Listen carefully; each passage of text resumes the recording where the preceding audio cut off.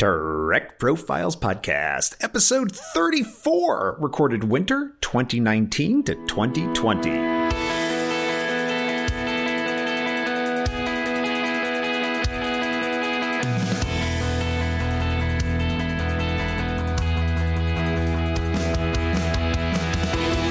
This is the Trek Profiles Podcast, where each episode we sit down with a Star Trek fan. We learn their story and we try to figure out why this show matters so much to them, to you, and to all of us. I'm John, your intrepid host of this whole enterprise, and I welcome you to this, the Trek Profiles Podcast, episode 34. If you wish to get in touch with us, you can reach us at feedback@trekprofiles.com or on Facebook or Twitter at TrekProfiles. Warning! As we record this, we are in the middle of Star Trek Picard Season 1, so all previous Trek content up to and including that point is fair game and may be discussed during this episode. You have been warned, human. As always, my co-host is the extraordinarily enigmatic, exceptionally equipped, yet economically erudite M5 Multitronic Unit. The M5 is available. M5, show me the news, announcements, and messages. M5 working.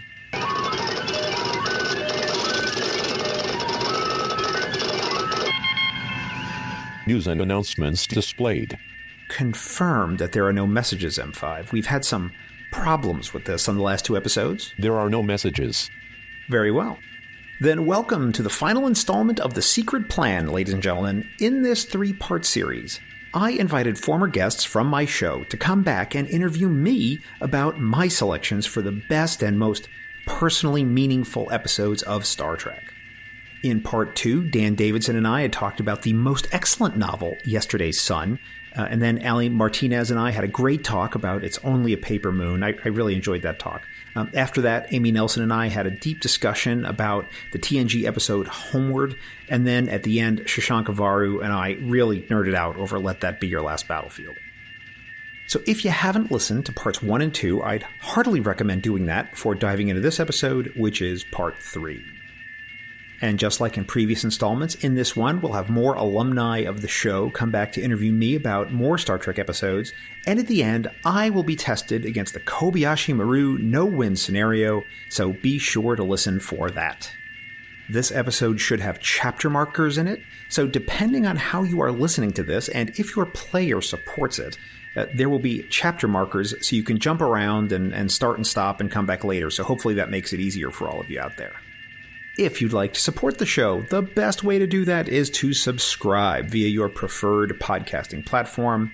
And as is customary on this show, there are some lightly edited outtakes and bonus material at the end of the episode.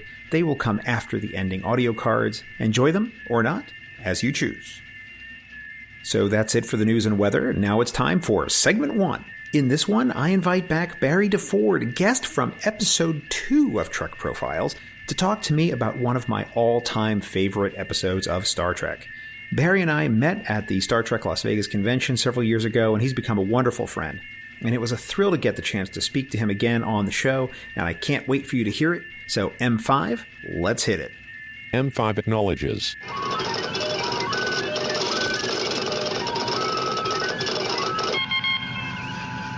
This is Barry, your guest host for this segment of the Trek Profiles anniversary episode, and I'm talking with John about the Voyager episode, The Omega Directive. Before we get started, though, I just want to say that getting to come on the anniversary show is quite wonderful because, of course, yours truly was the very first released Trek Profiles episode. Not necessarily the first recorded, but it really meant a lot to be the first one out of the gate.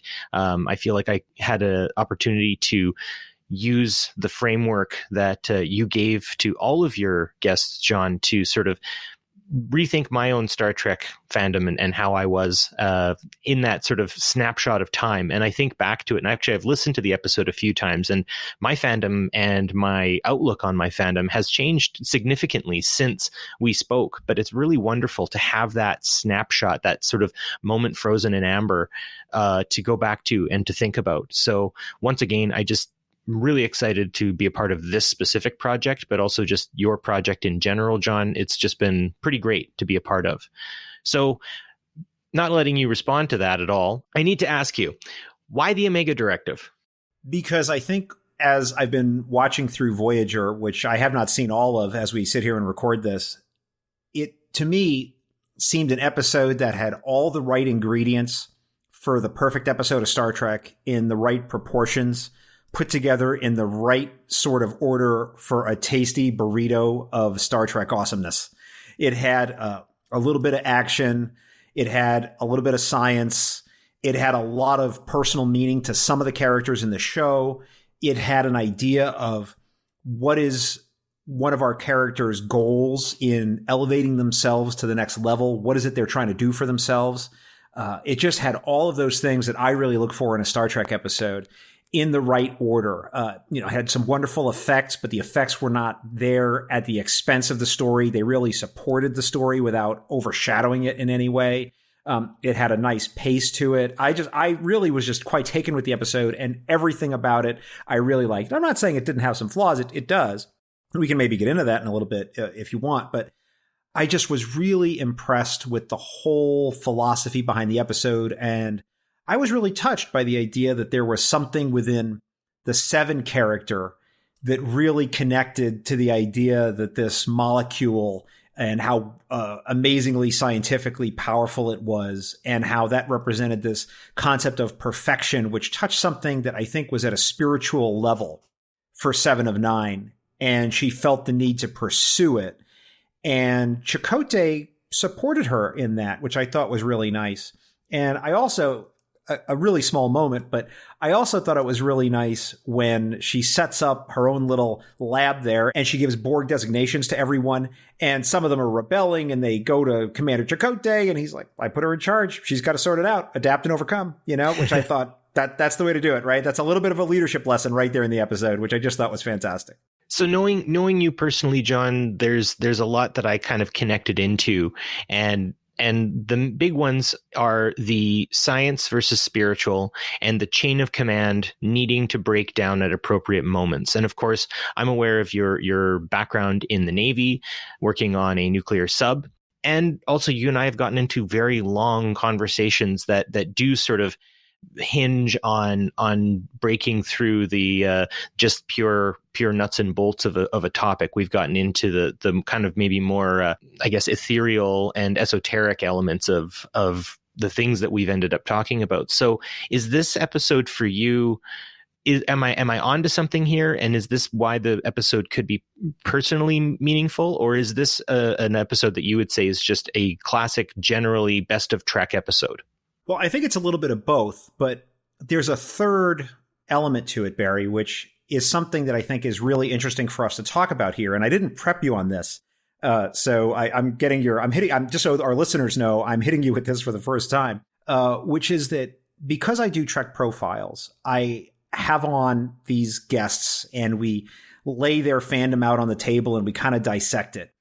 And there's some people I've had on that are very much of the point of view that Roddenberry is talking about in, quote unquote, Gene's vision, right? Or just Star Trek more generally, depending on how you interpret that there's going to be this sort of utopian future, and it's going to be a very spiritual-less, religionless type future, right? Religion will be put to the dustbin of history. And then you get, in this episode, a very spiritual experience from a Borg character that I think squarely fulfills a spiritual need for her that I don't think we would have gotten something like that had Gene been around, right? I think that, but it very much shows that spirituality is a huge part of Star Trek.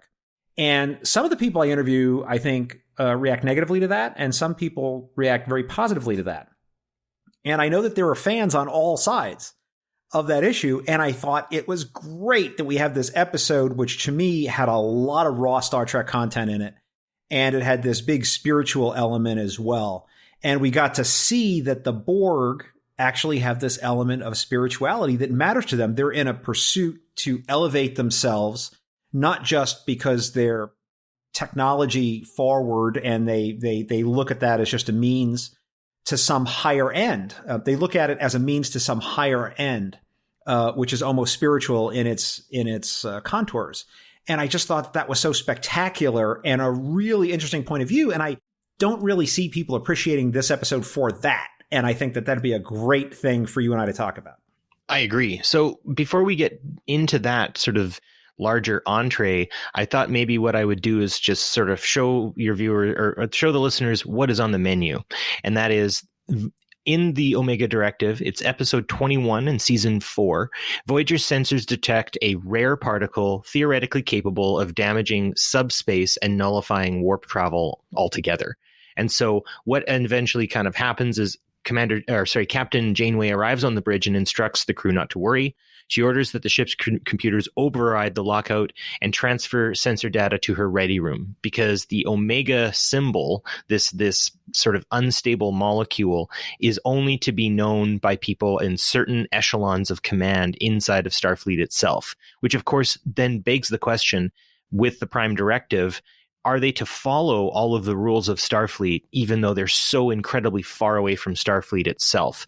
And of course, in this respect, 7 of 9 starts showing that this society that they have found, this ship that was experimenting with the Omega particle, it was something that was of a fascination to the Borg as well. And 7 of 9 displays this interest in the scientists' methods that they have encountered, these alien scientists.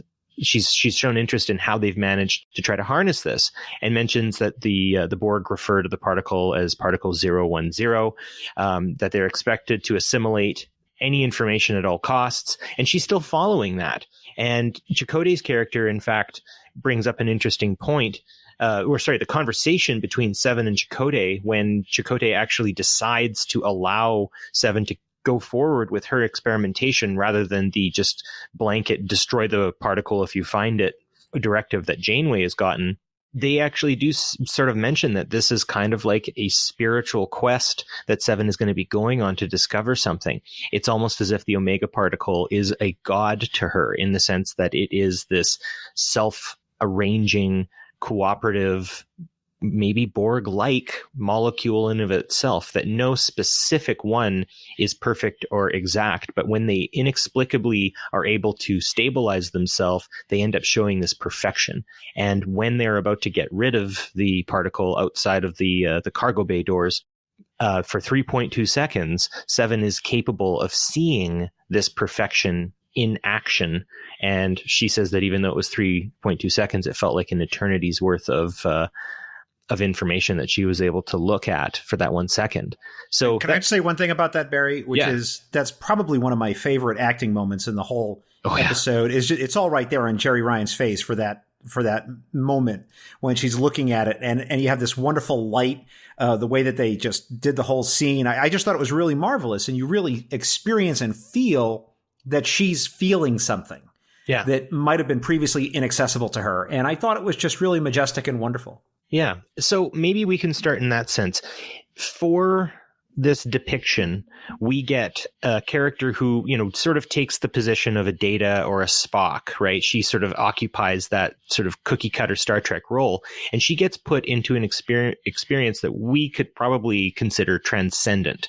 So the writers have mentioned that, instead they would call this spiritual versus transcendent itself. So would you agree that there is a connection in science between the transcendent and the spiritual? Oh, I absolutely would. And I think that those are some of the moments that I think really touch people when they watch these episodes. I mean, if you think about Star Trek: The Motion Picture, which is a movie that I've defended many times and I think is maligned unfairly by fans. And I'm happy to take all comers on that. Please tweet at me and I will instruct you on how you're incorrect in your negative opinions about that film. I jest. But seriously, you're wrong. One of the best Spock moments in all the movies is in that film when he's in the sickbay and he has a realization about himself and he becomes the Spock that we really, really connect with later on when we see that he's at peace with himself in Star Trek 2, 3, and all the rest of them, that he's fully integrated as a Vulcan and a human, and he's reached a new level in his self-understanding.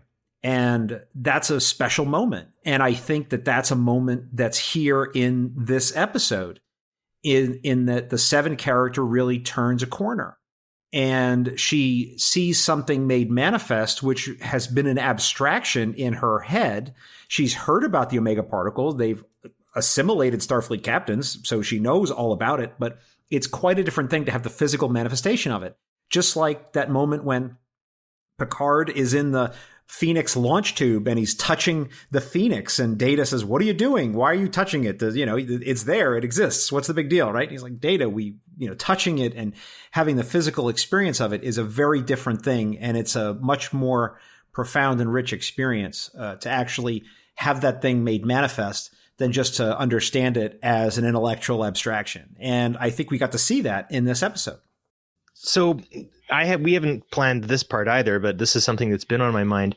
John and I have a tendency to jump into talking about very heady topics like Plato's Republic, or perhaps the Enlightenment, or political philosophy and stuff like that. And I'm going to frame something here, and I'm really interested in your response to this. In ancient times, quote unquote, sort of looking at areas sort of around like the Fertile Crescent or Egypt or ancient Greece or Rome, you tend to see maybe less of a separation between the humanities and the science of things, right? The Egyptians had very complicated technological abilities, but they also couched it very much in a spiritual sense. When we get finally to the Enlightenment, when a lot was lost, was regained by folks like Sir Isaac Newton or Charles Darwin, we end up in much more of a concrete, everything has a receipt, everything has its sort of research points and everything. And perhaps the spiritual is not as valued as much as the material. When we look at Star Trek itself and people traveling through the stars and all the amazing things, when we think about the different kind of maybe astronomic ages that were once calculated by ancient people, they would be living in what we would consider the age of Aquarius, which in that respect is sort of supposed to be, or at least it's prophesized to be, when human beings kind of connect their scientific and spiritual affiliations in a much more concrete fashion. Could you see this episode as sort of maybe an exploration into maybe more of an Aquarian mindset of being able to unite technology and spirituality? I think for the Seven character, it is absolutely that. And I think that that's at the core of what the Borg are all about, is really that, is trying to put together technology and carbon based life forms and combining it with the wetware into this sense of perfection that they have, that all the parts are working together towards an end. And they really get to see that in the episode. And I think that it's really something that's profound. Now, I'm not all up on the Aquarian stuff, so you'll have to explain that part to me. Sure. Right. But I'm more than happy to explore it with you. But I do want to mention just another couple things about this before we get too far into it, which is two of the other things that I really appreciated about this episode, Barry, and we can go back to the Aquarian concept in just a second, is that it's a really classic Trek move in that there's no bad guy in this episode. There is no bad guy. There's no doomsday machine. There's no mustache twirling villain at all. It's really the scenario where the danger is from, right? It's not just some bad guy who's trying to do terrible things, right? Which I think when you get in sort of the very worst of all Trek episodes, you get that kind of stuff.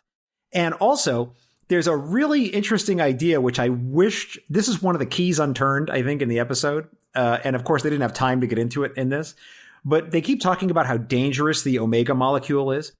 The fact is, it's not dangerous. It's dangerous only in the sense that it threatens warp travel. It would not necessarily end life, right? People would still live. It's just that it threatens the bureaucracy of the Federation. And the first law of all bureaucracies, just like all living organisms, is they exist to self-perpetuate, right? So the first goal of the Federation isn't the benefit of its citizens. The first goal of the Federation is to keep itself, the Federation, and to keep itself running. And that's true for all bureaucracies of all sizes and all kinds, right? Whether it's your local gardening club or some intergalactic government, right? It doesn't matter. And so it's this paramount importance that it's a threat to the Federation. It's not a threat to the citizens because they can live on their planets and get by just fine. Right. We've seen that, and when you get into this concept that, well, what's really the danger of the Omega particle? It's a danger to the Federation. It's not a danger to the people. And so that's an interesting distinction there, which I thought a lot about. And they put all this sort of stuff like, we're even going to rescind the prime suggestion because of this. Right. It's like overall, number one thing, the Federation's got to keep being the Federation. We need warp travel to do that. So therefore, this is the most dangerous thing. And that's what we got to do. And I just thought that was really interesting too. So I don't know how that ties into your mindset concept, but I'd be interested to hear what you have to say about it. Yeah, no, and it does kind of tie into the sense that when I mentioned sort of the Aquarian, it is the idea that the power of knowledge is no longer in the hands of those who wield the power.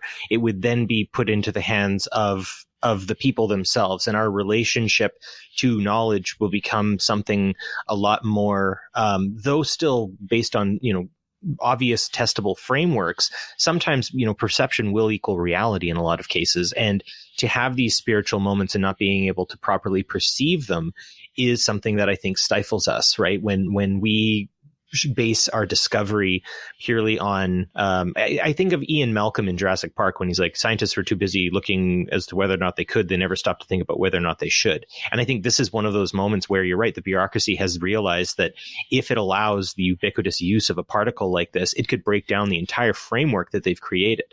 I would argue with you that actually, if warp travel did break down, there would be several large societies within the Federation that would no longer be able to live a resource-free existence, right? If you live in a post-scarcity environment, you change the way people interact with each other. And I think that removing the ability to travel between star systems at an alarming pace would actually stop their ability to live in post-scarcity societies in some cases. It's possible, Barry.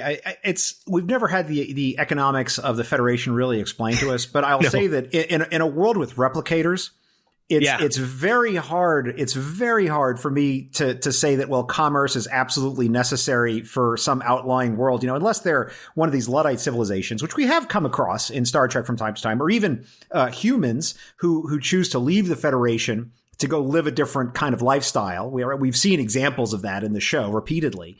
And you're right, those people might have some problems, but in a world with replicators, it's really hard for me to imagine that there could be people that really would be SOL if this suddenly warp travel went away. I don't know. I feel like we don't have enough data to really answer that, but I want to go back to one thing you said, which I think has an interesting parallel in the episode. You talked about the idea that in these ancient societies, right, that there were these priest level people, spiritual leaders, right, who had the secret knowledge of the religion, right, or what it was really all about. And, the people were sort of enslaved to that concept. That's exactly what the Omega Directive is. Yeah. Only the captains know about this. They have the secret knowledge, right? And they're not supposed to tell the secret knowledge. And because of the unique situation that they have where Seven already knows all the things, right? Before Janeway is even involved, she knows all about the Omega particle. She knows all about the Omega Directive. She knows all about those things. And so the secret's already out of the bag. And so she has to give the secret knowledge to everybody on board and sort of bring them into the secret cult to say, okay, I'm going to lay some facts on you. And this is, and they're all on board, right? They're like, oh my gosh, right? We've totally got to stop this because it's bad for the Federation and, bad for space travel and so forth. So I thought that was a nice parallel to what you were just talking about. We got to see it right there in the episode. So I wonder, you have existed in an environment where chain of command was a matter of survival in some cases, right? In your military experience. Would you see if, say, something like this were to happen, if you were on a nuclear sub and some information came to the captain where your captain just by dint of necessity had to tell you all what was going on, which could affect your performance, which could affect your outlook. It could affect the way, it could affect your loyalty to some degree. Do you see this as something that could happen in real life? I would say that one of the big differences between the world as we see it in the Federation and as depicted in Star Trek and in, quote unquote, the real world as on a U.S. Navy vessel, which is what I would know about, so I can only speak to my experience there, is that information is not really available to you when you're deployed at sea. We would get these 2-sentence, 3-sentence communiques from our family, which were all screened. So, Whopper Jr. very sick in the hospital, you'd never get that message. It would be, you would not be you wouldn't get it, right? Because first of all, the only thing it would do would give you stress because they're not going to release you to go manage that situation. No, you're underwater. Yeah. And you don't know what the news is, you'd get sports scores and some other things, but you wouldn't be told, tensions rising with this other country, war imminent. You wouldn't be told that. So, the only thing you'd get would be carefully screened, and you had no other way to get that information. So if the captain gives an order, you really don't know the context. And in these Star Trek episodes, because of the way that they have to structure a dramatic episode, there's a lot of information that's given to people so that they understand the context of what's happening. They're part of the bridge crew. Everybody's talking in public for the most part on the ship. They see things on the view screen. It's very rare, and it does happen from time to time, but it's rare in Star Trek for the captain to say, oh, this is a top secret communication. I have to take it in my ready room. Like I said, it does happen, but it's not that often. They bring up the first contact scenario with plenty of races, put them right on the screen, and who knows how all those are going to go. And, that alien can just say, hey, we're going to launch missiles and blow you up. We don't want any outsiders where we are, or they could put out some information that could be very dangerous for the crew to know. And there's no element of secrecy around it. And I'm not criticizing that. I'm just saying that's how they choose to operate in Starfleet, and that's fine. But those people have information and context that in the real life Navy as it currently exists, you wouldn't know any of that. Mm-hmm. So the captain gives a launch order, or the captain gives some order to launch weapons or to do some weird thing. I, as someone who's, on the third lower deck in the engine room, I have no context to know why we're doing this. I might know where the ship is located. I might know the immediate task. I could even be in the control room and understand a little bit of the tactical scenario of what is actually happening within the next, couple hours. But I don't know the bigger context. I don't know the big mission. I don't know any of that, right? And I want to say that I'm pretty confident that that's probably true for most people in most military environments throughout all of history.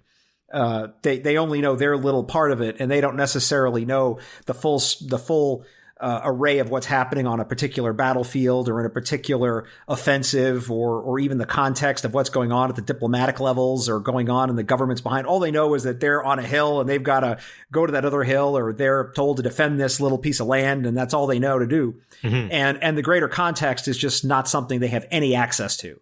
And so that, I think, is the biggest difference between what you see in Star Trek and what is happening in the real world. And that is a big part of why Seven and Chakotay and all these other characters in this episode, they know what's going on. And that's a luxury that gives them opportunities for action that in the real world you wouldn't have. Right. And I think more than anything, what that typifies to me, and I know it gets brought up in every franchise of Star Trek, is the loneliness of command, right? If you are the person who knows what every single individual under your command is up to, and they don't know what the full story is, but you do, that does sort of give you maybe sort of like almost like a four-dimensional view of the entire thing. And that can lead to some sorrow, because there are cases where putting people in certain positions does compromise their health and safety. And you've just got to be okay with that, and they've got to go in unknowing. So that's a really neat take. And if anything, it gives me the idea that if we were to ever do a Star Trek show much more reminiscent of a submarine crew, it would maybe center a bit more around the captain being extremely lonely in the choices that he or she has to make. But moving forward, I was wondering, just to maybe, if we were to wind down the conversation a bit here, you've mentioned before we talked that this does sort of sit possibly in some of the higher rankings of your Trek episodes of all time, despite its, different issues or different threads we could pull on the story that maybe it didn't work out as well. But would you say that a story like this, though it's not necessarily original in its concept or spirit, that the conditions that Voyager itself as a series creates makes telling the story better in Voyager than it could have, say, in any other of the Star Trek franchises? Well, I think the interesting idea behind Voyager as a whole is this idea that they're alone, that they don't have a space dock to pull into to get new things, to rearm the ship, or to get the dings out of the hull, or to request another 50 people from Starfleet Academy or replacements and all that. Now, Voyager, on the other hand, doesn't take that premise too seriously. They choose to get more shuttlecraft magically appearing in the hull, in the shuttle bay. They have an infinite number of torpedoes, and all of that. So they didn't take that premise very seriously. But I think that it is an interesting idea that here's Janeway and her ship in the middle of nowhere, and they decide to execute on this command from Starfleet even though it's a distraction from just trying to get home. And you have to think, and this is something that strikes me throughout all of Voyager, that these people, for whatever their situation was in life, they have to want to get home. Some of them might have said, well, I signed up for a life of exploration, so I'm all for whatever happens, right? So if I'm over here in the Delta Quadrant, that's just cool. We're exploring the Delta Quadrant. There's somebody who said, well, I'm going to join Starfleet until I figure out what's next. Right. Or maybe I'm going to join Starfleet, to just go, experience a little bit of the world, but I really just want to get out of Starfleet and, maybe go to dental school or something. And there's people who did not sign up for, I'm going to spend my whole life doing this, right? That has to be the case. Even in the Utopian Federation Society, there are people who are in Starfleet who are not going to make a living out of it for the rest of their lives. They're dabblers. Yeah, they're dabblers, or they're just, signed up for Starfleet because it seemed like the thing to do, or maybe it was expected, or, maybe they had decided that, when Voyager pulls in, I'm out. I'm ready to put in my paperwork, right? And all of a sudden, boom, here comes Caretaker, right? I mean, you have to feel for those people. I would almost think that in that sort of society, that would be the ideal, that people could, if they wanted to, pick up stakes and move to a completely different profession or calling or whatever you'd want to call it. A lot more easily than we can today. I think that would be the ideal, that if you don't like something, you would be able to augment it or change it or move to something else, as long as you're not just sort of wandering aimlessly. But then again, sometimes that might be, maybe it's about the journey kind of thing, right? Absolutely. And, we've seen in a lot of our characters, a lot of the main characters, there's this idea that Starfleet is for life. But we know that that's not the case. That there's going to be people who are just in it for a short period of time, and not everybody's going to want to retire, and not everybody's going to become an admiral, although it seems like they love to make everybody a captain at some point and make everybody an admiral at some point. I always found that a little weird. But there's going to be the Wesley Crushers, who decide this is not for me, or the Jake Siskos who are like, yeah, Dad, I'm not doing any of this, and there's going to be people who are like, yeah, I joined Starfleet because maybe my parents talked me into it, or, maybe people who had a realization that said, this is not for me. I tried it and I want to get out. So if you're Janeway, if you're any captain in this scenario, you have to know that you've got a duty to bring these people home, because first of all, it's your duty. And second, there are people who may not be on board for this, who want to, they have a lot of unanswered things in their lives that they want to do. And so every time you say, well, I think we're going to divert and explore this planet for a while, and oh, here's an interesting anomaly. You are literally writing a check on an emotional bank account from the people that are on board the ship. And even the Starfleet lifers, they have loved ones, they have, vacations that they were looking forward to and other things. I feel like Voyager didn't really honor that as much as they could have. And when I talk to some fans, they're like, oh, well, they're all in Starfleet for life. And I think, I don't know. Maybe some of them. I don't know. And I think in a case like this, for Janeway to say, oh, all stop. We are now doing this thing, and we're going to put aside all that stuff, and I'm going off on some secret mission. I got the feeling that there has to be like a bunch of people sitting around on lower decks going, the heck is going on up there? Why aren't we making Warp 7 for home right now? Instead, we're outfitting shuttles with these, high energy photon torpedoes. And what the heck is going on, man? What is happening? So I just had to have the feeling that there was definitely some sort of morale hit from this whole thing, which, there were reasons for it. I get it. But I see a lot of other things in the periphery of the episode that really pleased me to think about. That were probably going on. I feel like there could be whole swaths of fan fiction written about what was happening in the episode outside of what we saw on screen. This could almost be in and of itself, like if they really wanted to, this could be an entire season kind of maybe based around the 24 framework, where each hour it's a different sort of fundamental change in the whole story itself. It is a very compelling story, and unfortunately, I think we're running out of time as in terms of the segment. So I want to end focusing directly on 7, and it's because just in our conversations about this, 7 has really come up a lot. And sort of at the end, she has this moment where she kind of gulps a little bit as she's looking at what remains of the Omega Drive as they're heading away, and there's no particles are being shown. And so the directive has been honored. And here she is knowing that she's had that 3.2 seconds and that spiritual sense.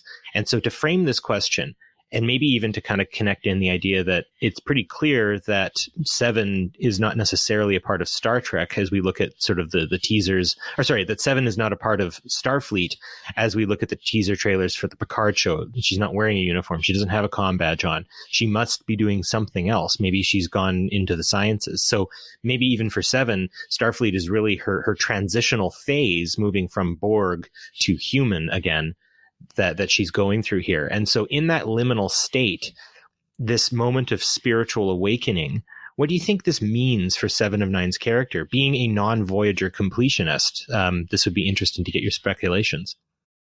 Well, I think it opens her up to new ways of being and new ways of thinking about what is her goal.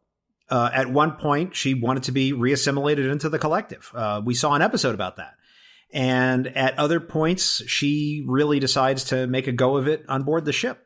At some points, we don't know what she's thinking, right? She's sort of in this limbo state.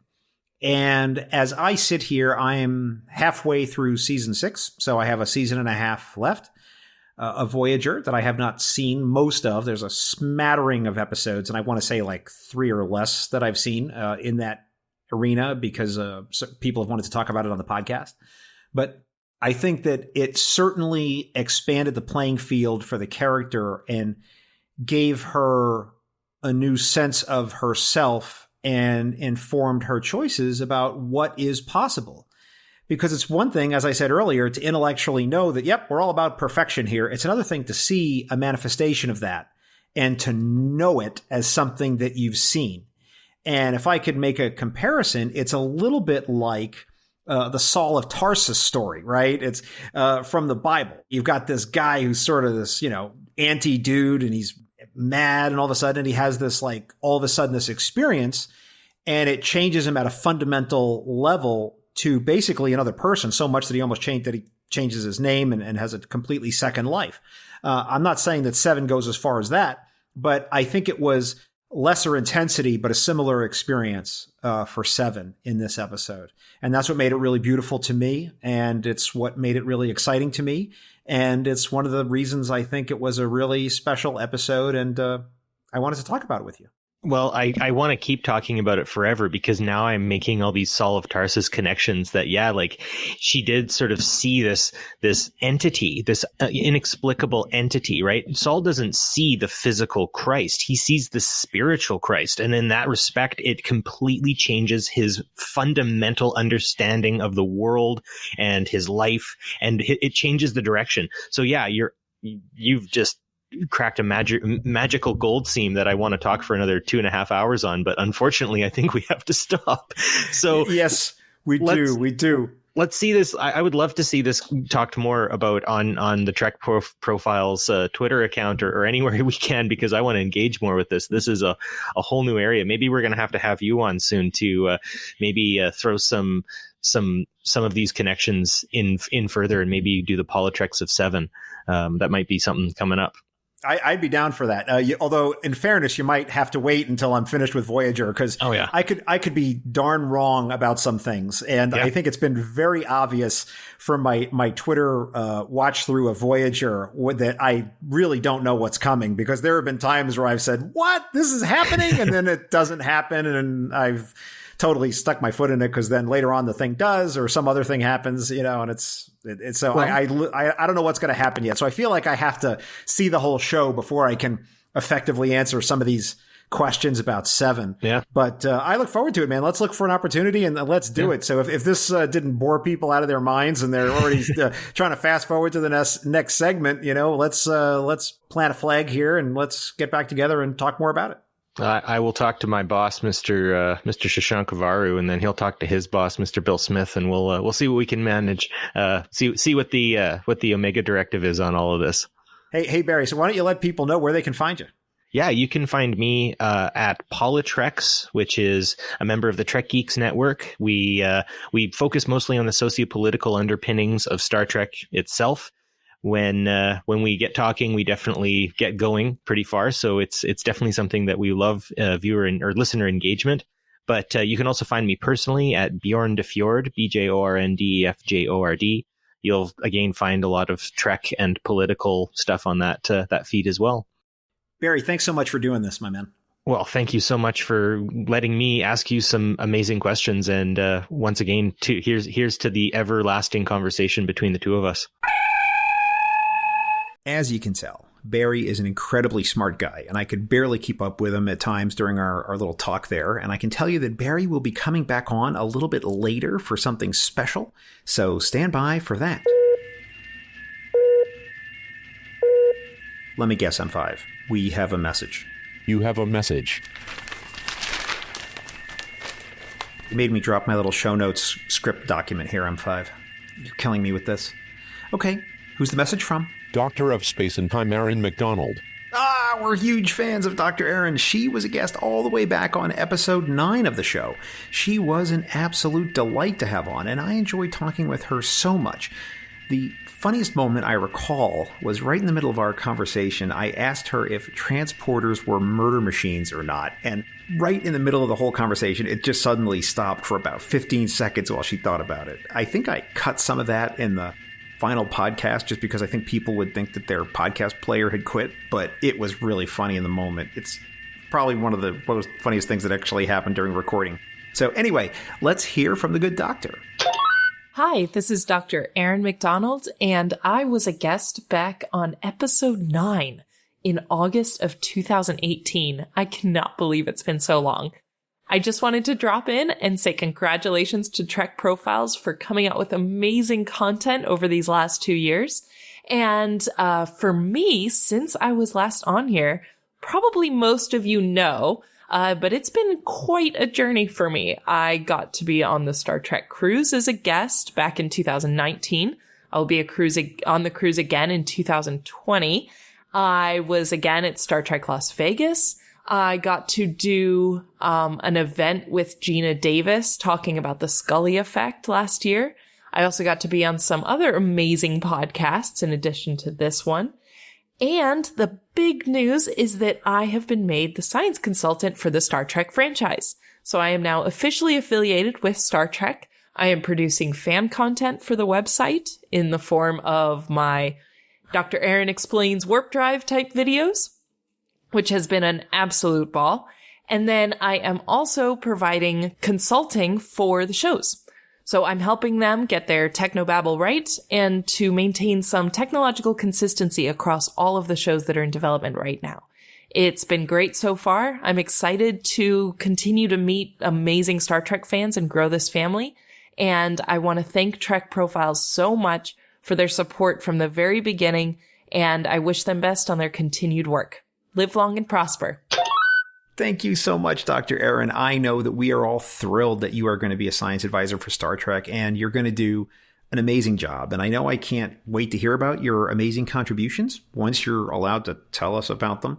So I'd recommend everyone go check out her website at www.aaronpmacdonald.com, and that's MacDonald.com.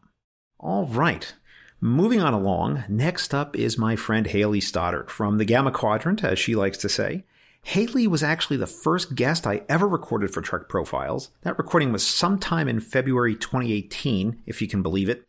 Haley and I are going to talk about a favorite Voyager episode of mine and why that episode means a lot to me. This is a very special discussion, actually, for me personally, and I hope that you enjoy it.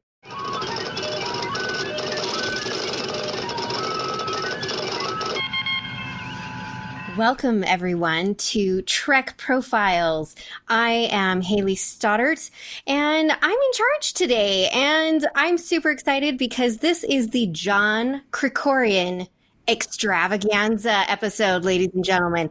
And so our host is me, and our guest today is your lovely host that you hear every week, the lovely, wonderful, very friendly, smiles, John Krikorian. And how are you today, sir? I am doing fantastic, Haley. What a treat to be able to get you back on the show and be able to talk with you again. I just realized as we're recording this, it's January 2020, and I believe that we actually recorded almost exactly 2 years ago as we sit here today. Yeah, I was your second guest on. And so, yeah, it's if you're coming up on your 2-year mark, it probably is pretty close to that. But you were the first recorded. Yeah. I recorded your interview first, but I had a technical problem with the editing, and I had to do some more work on it. So the other one went out first, but you were the first one recorded. So thank you for taking the leap with me. I appreciate that. Oh, well, you asked, and I was very honored to be a guest and especially be your first one. So it was truly wonderful. And look at you now, 2 years later, and it's just continued to grow, and you're still doing it. And it's fantastic. It's been very fun, and it's been gratifying actually to see how people respond to the show and how people are interested. And at the beginning, I was thinking, I don't know how long I'm going to be able to do this. I don't know how long it's going to be till it just gets repetitive and boring, to be honest with you. And but it hasn't been. People are volunteering to be on the show, which is great, more than I can fulfill because I only do about one a month. And it's just been really great to see the feedback that I get, and also to showcase a different side of Star Trek than I think we get in a lot of other podcasts. So I like telling those personal stories and actually talking about why the show matters to people. So it's just been a delight, and I'm so grateful to all my guests, you included, for making it what it is. Well, thank you. Yeah, and I think that's what's really great about your podcast is you're very much diving into what makes these fans such fans of this show that's been running for over 50 years. And I think it's wonderful to highlight that in the vast array of Star Trek podcasts that are out there that discuss just about every topic you can imagine. This is something that isn't very common. I mean, some people tell their stories a little bit in their own podcast. I've done that on Standard Orbit, but at the same time, this is much a deeper dive into those fans. And I think it's just truly wonderful what you've brought to the community of not only Star Trek, but the podcasts too. Well, thank you, Haley. That really means a lot to me. But I feel like we haven't told people what we're going to be talking about today. Yes. So, for listeners, this is really exciting because John is working on his Voyager watch, the first time watching this, and I'm a bad nerd and I have yet to watch Voyager. So in preparing for this episode today, John got me to watch the second Voyager episode that I have ever watched. So ladies and gentlemen, I'm proud to introduce that today we are going to be discussing the episode Life Signs. Now, if you do not recall this episode, I only recently watched it, just watched it once. I'm going to break it down for you pretty quick here. This one, the crew encounters a Vidian ship with one person aboard, and apparently she's not looking so good. She's near death. The doctor brings her aboard and he says, "Okay, I'm going to fix her and I'm going to upload her brainwaves into the EMH and I'm going to interact with her and I'm going to fall in love with her," and goes from there. And then I don't think that was part of his plan. I don't think he planned that part. That just kind of happened. It does. And then something's up with Tom Paris, and we just don't know what it is, ladies and gentlemen. Don't know what it is. So, John, what made you choose this episode for us to discuss, for me to break down and watch today? What was it about this episode? Well, I've been doing this Voyager watch through, and I have to admit that I did not know all that much about Voyager before I turned it on and started watching it from episode 1. I mean, I knew who the major characters were. I knew the basic concept of the show, but I really didn't spend a lot of time reading analysis of it. All I had heard about it was examples of just other fans would give me, or things that I would just hear around the fandom spaces. And people would say, "Oh, there's this character Neelix, he's awful, everybody hates him, or he's annoying." And then there's this other thing. And then there's Tuvok, who's like this extremely serious Vulcan, more serious than we're typically used to. There's this Kes character, and she's terrible, and all that. And I was like, okay, whatever. I mean, I had no basis to compare. And as I started watching the show, one of the things that struck me was that especially season 1 of Voyager was so incredibly strong. I couldn't reconcile what I was watching with what people had been telling me. And this is a very early episode for the 7 seasons of Voyager. It's later in season 2, but Voyager started with all the characters being well developed. I mean, if you go back to season 1 of TNG, you see that they took those characters in some wildly different directions from how they started, right? They weren't quite sure what they were doing with certain things. Same thing with Deep Space Nine. Some of the characters started a little bit differently from how they ended up. And that's not a criticism. It's just that, everything hadn't been fully baked yet. And they kind of, were feeling their way through it. Voyager, I think the characters were well developed right up front. And they didn't have to feel their way through it. Everything just sort of fit and fell into place. And they had, in my opinion, the strongest season 1 next to TOS is Voyager. All right. And that's not to say that the show is at that same level. I'm just talking about season 1s. So it really did impress me. And then I started to realize that some of the characters that people were telling me I was supposed to hate, I thought were delightful. In particular, the character of Kes, who in this episode I think is wonderful. She's strong. She's wise. She makes intelligent discussion with the other characters. I thought she was a tremendous attribute to the show. I'll admit I found her relationship with Neelix a little weird. I liked Neelix as well. I just didn't like them together. I thought they were a little weird, but I liked the characters very much. And so this episode really stuck out to me as an example of early Voyager, of one that was just stellar. Now, I will say that I think it has some of its weaker parts. I think that the Tom Paris story, I think I could entirely do without. In fact, I think it actually detracts from the rest of the episode, because I think it was a case where it was just too much, and they could have devoted that screen time, I think, to the main story. Now, because you haven't seen Voyager, I will say that there's sort of a multi-episode arc that those scenes actually tie into. And I think that's kind of obvious, right? I mean, I think you could probably tell that just having watched it. You're nodding your head. Yeah, I guess so. I know, but this was just not the place for it in this episode, because there was so much drama going on with the A plot that, Space Bro Paris being late for work was just a snooze, and I was not interested in any of it. And I literally, in my rewatch of it, I could have fast forwarded all the Paris stuff and just not cared at all. But it was really for that other part of it. It was really for that A story that I'm really interested in. There's some other stuff we'll get into later, but I think those are probably the initial reasons that I thought about it. I'm curious, though, as to what you thought about it, too. I don't mean to turn the tables on you, but considering that this is only the second episode you've watched, I'm curious to what you thought. No, I enjoyed it. There was some moments that kind of reminded me of some other episodes in past Trek.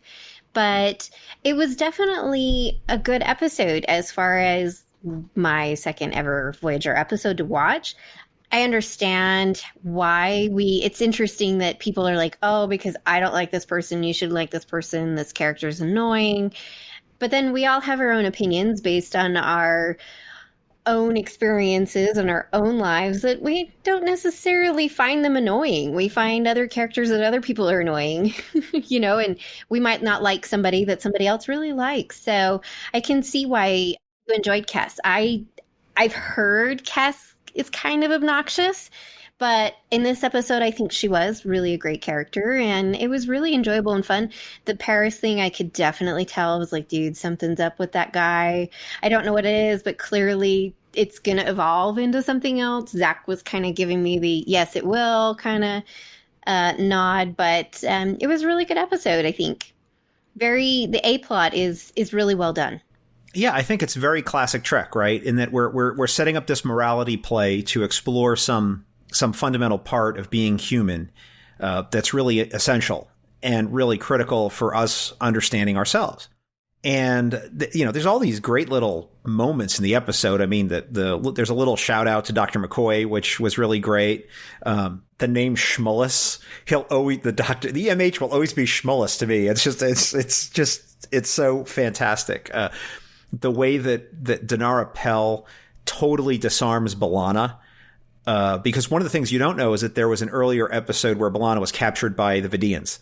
And not a nice Vidian, but the guys who were actually going out and harvesting organs, and they were trying to run experiments on her. And it was, a really sort of, scientific horror, medical type episode. And, very traumatic for the Torres character, of course. So she has a very negative reaction, and she's like, oh, I'm not going to help those Vidians, and all of a sudden here's Dinara, and she's like, well, I totally understand. And, I would appreciate your help, but, if you don't want to, I understand. And she's like, all right, I'm going to go get changed. I'll be right back. It was a very interesting comparison because I'm reminded of the episode of TNG where Worf's transfusion with the Romulans, right? Yes, exactly. And I know as a TNG person, you probably thought the same thing. I did. That very much called into, and I had to look it up because, again, I'm not very good with the episode titles. And sadly, I should know this one because it's one of my favorite Geordi episodes. It's The Enemy. And it very much called back to that. I'm not going to give my blood to a Romulan. I'm not going to save this life. But I appreciated what Torres did. She said, okay, I will help.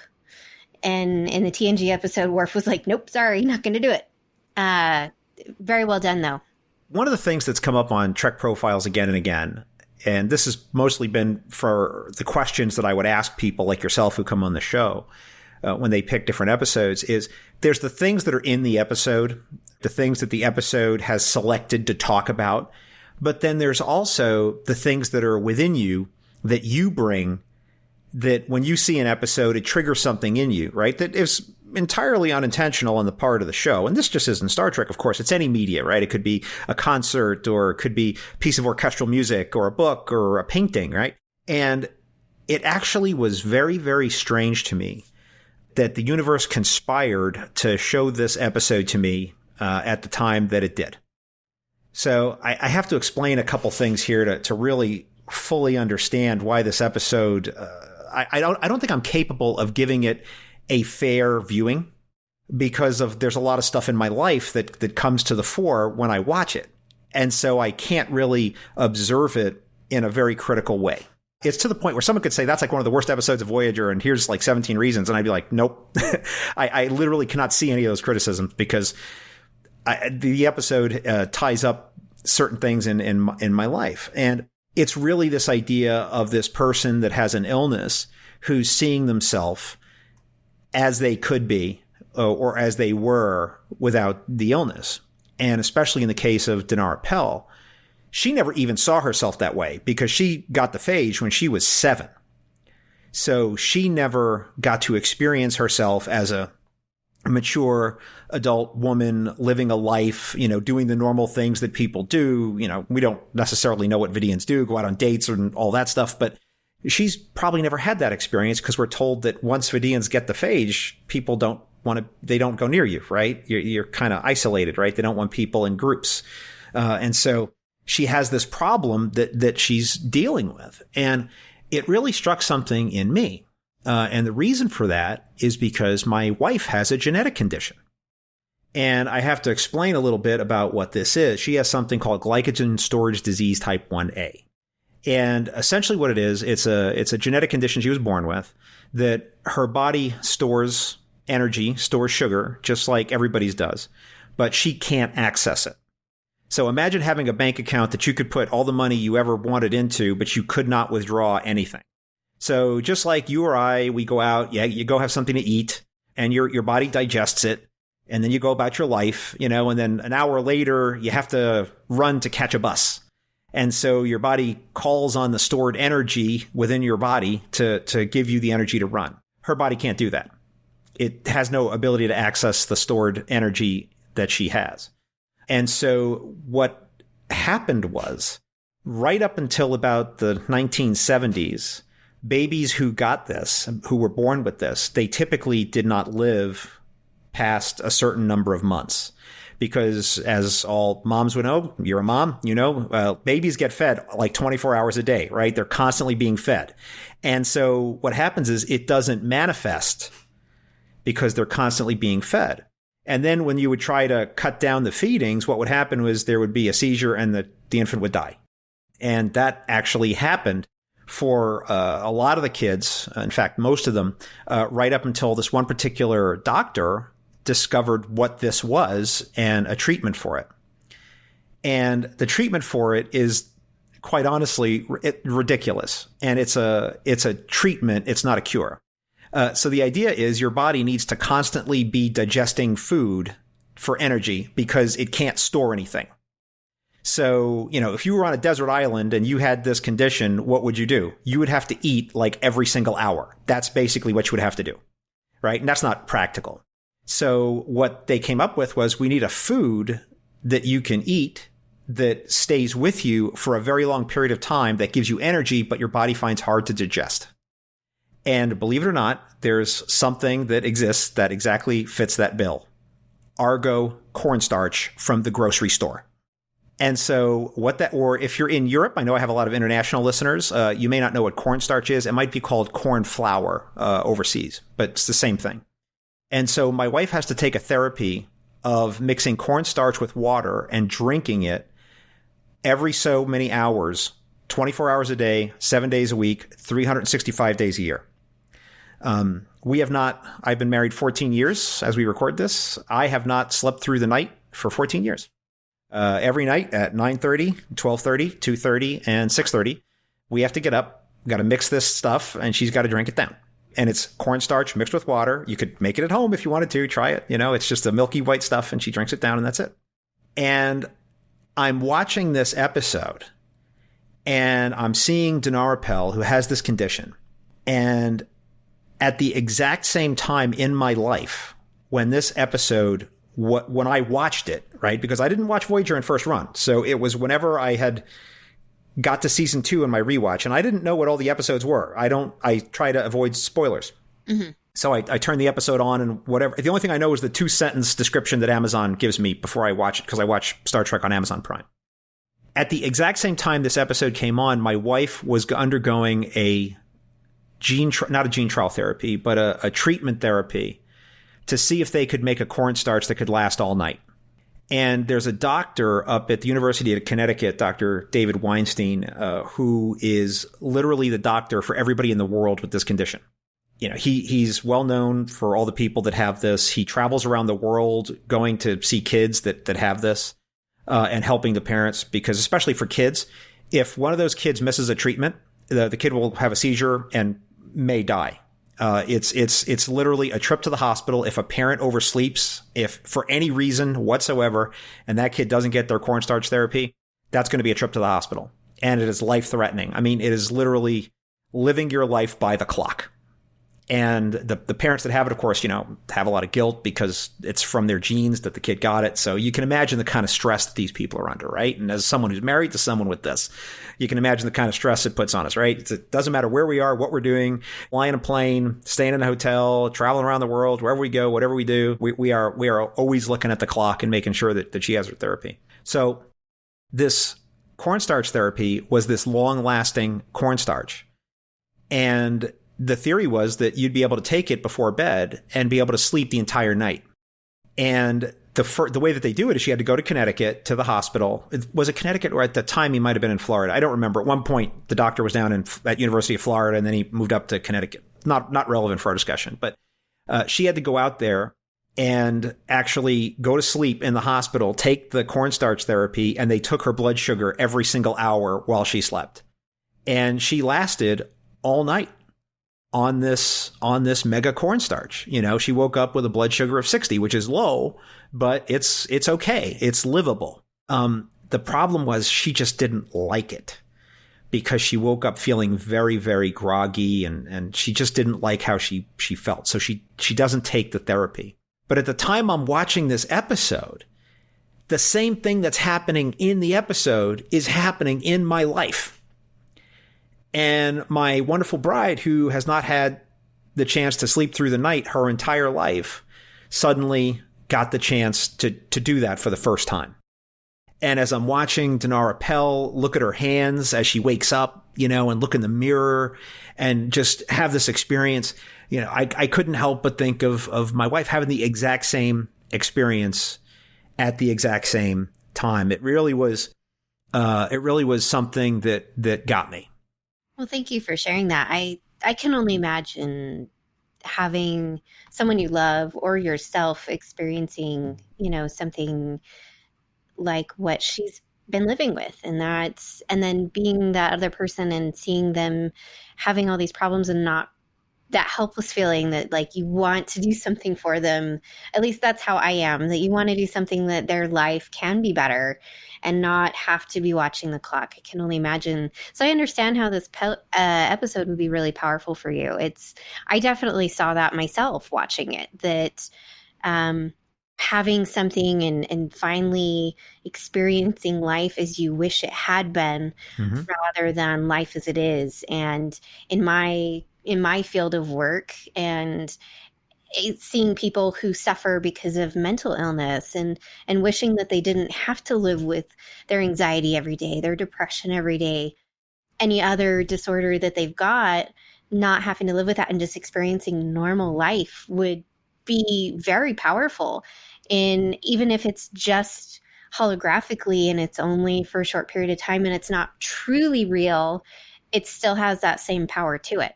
There's really two parts of the episode that really get me. I mean, the first I already talked about, right? When she wakes up in the holographic body and she's looking at herself in the mirror. And I remember the part where she's looking at her hands. That's the part that really gets me.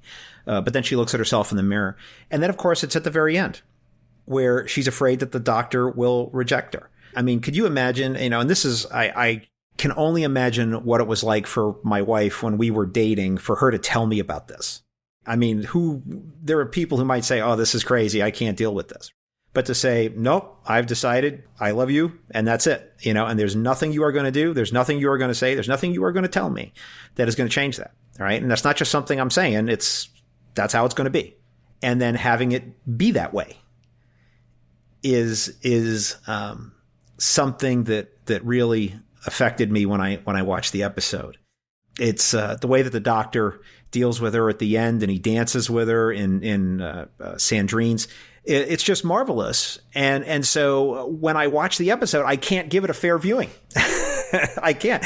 And people tell me, oh, no, it's a great episode. It's fine. But it's like I normally when I watch these episodes, I have a lot of snark. And if you follow my live tweets, the people out there who are listening to this, when I watch Voyager, I tend to get snarky, and I enjoy even the episodes I really like. I tend to get snarky with them. And I couldn't with this one because it just makes me think of my wife and the things that she deals with. And there's another part to it, sort of a part two, which is, a lot of people look at Star Trek and they think about like this wonderful future that Star Trek has, right? Where we're going to live in this world that's a better place. And we're not going to get, the common cold. We're not going to have these typical kinds of medical problems. I mean, all the things that plague us today are just not going to be an issue. The work that they are doing, especially Dr. Weinstein, in researching this disease is literally Star Trek medicine. They are looking at how to use gene therapy to cure this. And they actually have dogs that they've genetically engineered to have the disease. So that they can test various therapies. And it's called Argo the dog. And if you know, Argo is the brand of cornstarch that's sold in stores here in the United States. So that's kind of a joke. But they are at the point where they believe that in our lifetime, they are going to cure this. Dr. Weinstein has said this to people. And we go to the conferences, we go to the things, we've seen all the people, we know all the people that are involved in all the different GSD organizations. And we've seen all the doctors talk. There's some other work that's going on at Duke University and some other places where they're doing some research on this. And these guys really believe they're going to cure this, which is, it is literally like Star Trek medicine happening right now, today, in the early 21st century here in the United States. And that to me is just mind-boggling that we are living in the future. It's happening now. And so I'm going to say something more about that in a little bit, but that's something that really just gets me when I watch the episode as well, is that this is something that couldn't in the episode, it's temporary, but in the real world, this can be cured, and it may happen in our lifetimes, and we'll get to see it, which I'm overcome just thinking about it. I think that's fantastic, and speaks to my science self, and it's very fascinating what they're learning and what they're able to do. And it's odd because I was not expecting this conversation to take this route. I was actually going to ask about this scenario with Dinara, and if you had that choice to continue living in essentially the holodeck with the EMH or choosing to go back to your body, what would you choose? And you've answered that in a very different roundabout but beautiful way. And I think that's really wonderful. So thank you for sharing that. And I think this episode is definitely really powerful for those people who have someone in their life or have their own their own problems with that science cannot fix yet. But there's that hope that is there that it can be. And it's truly wonderful and very powerful and beautiful. So I decided to do something a little bit different watching this episode, which is that I have been very clear about Trek Profiles right from the beginning that this was never anything that I was going to make money at. I don't do ads. When I was part of a network, I of course promoted the network, but we never did anything commercial besides promote the network and say, if you want to support the network, you can do that. Then I took the podcast private. I don't charge for anything. I don't do a Patreon. I don't have any way for people to financially support the show. And that's on purpose, right? It's a labor of love. I do it because I love it. And I want to share these interviews with these remarkable guests like Haley, with all the other Trek fans. And it's my gift to the fandom, really, is doing this podcast. But if people want to support the show, the best way that you can support the show is I have set up a direct charitable donation system to give money to the Children's Fund for Glycogen Storage Disease. So this is through the charitable arm of GoFundMe, which is not the same GoFundMe that you typically see. This is for people who want to support charities. So the money does not come to me. If anybody donates to this, it goes directly to the charity, and GoFundMe takes a small cut. But I'm not in the middle of any of this. So you can have confidence that if you choose to donate, it goes directly to this. I'm going to tweet out and post and put on the show notes some information on the disease. And I'm going to put links to some YouTube videos that are out there about glycogen storage disease. And if you want to support the show, if you feel like you want to do something to show your support for me in making Trek Profiles, if you could give a few bucks to the charity, that would be the thing to do. $10, $5, $2, $1, anything you could do would be extremely, extremely appreciated by me and my wife. So that's going to be our official charity here on Trek Profiles. And that's going to be the way that people can support me and support the show, is just by donating directly to the charity through the GoFundMe link that I'll be putting on the website, and I'll be tweeting out and all that. And I'll probably make some reminders throughout the year. I'm not looking for any particular goal, but GoFundMe had me put a goal in there, so I put one in. And that's really it. And I wanted to take this particular moment of talking about the episode with you, Haley, to introduce this and to ask for people's support. And that's really it. And if you can't do that and you want to support the show in other ways, that's fine too. I'll always take a review or a rating on iTunes or Google Podcasts or Google Play or whatever your podcasting platform is of choice. That's another way to support the show too. But I will never take your money for the show. If you want to give me something, go ahead and donate to the Children's Fund for Glycogen Storage Disease. It would mean the world to me, and we could get this cured in our lifetime with your help. That is fantastic, and that's wonderful. And I would definitely agree that anything that you can do is definitely helpful. Looking for these cures for these things like this, I think, is really, really important, because it affects more people than I think a lot of people think it does. And it's a big deal. Well, the thing is, diseases like this and other ones like it fall into this category of things called orphan diseases. And this is a little bit inside baseball, but if you're a medical research company or a pharma company or something like that, you're looking for therapies and for drugs that affect huge numbers of people, right? You want to go after heart disease drugs. You want to go after diabetes drugs. You want to go after things that, just affect a lot of people, because that's where the money is. And so these incredibly rare diseases that affect, just tens of thousands of people around the world, they don't get the attention that these other ones do. And, I understand the reasons for that. And so that's another reason why I thought it would be an important thing to talk about on the show, and to take this opportunity to promote it with people and to let my listeners know about it. But this is not just for GSD. There's many other orphan diseases that fall into the same category, that they're just not getting the research. They're just not getting the attention that these other things do. And some of them, just like GSD, are very curable. We don't necessarily know what the cure is, but we know that there's a road to get there. We know what we have the highway laid out, and we know the rest stops along the way and the right exits to take. And it's just a matter of the investment and the time. And this one certainly falls into that category as well. So, I would encourage people that if you have an interest, take a look around, look at your family and friends, and you'll find opportunities to get involved with things like this. And it can be really helpful. So, John, I have some questions for you, but I did want to ask you, I got great pleasure when the Doctor and Dinara go on their date. Mm-hmm. And what are they sitting in but a beautiful 1957 Chevy Bel Air with white wall tires? Did you just love that? I'm sorry, I'm an old classic car person. I love old cars. My first car, so to speak, almost was a 1969 Pontiac GTO.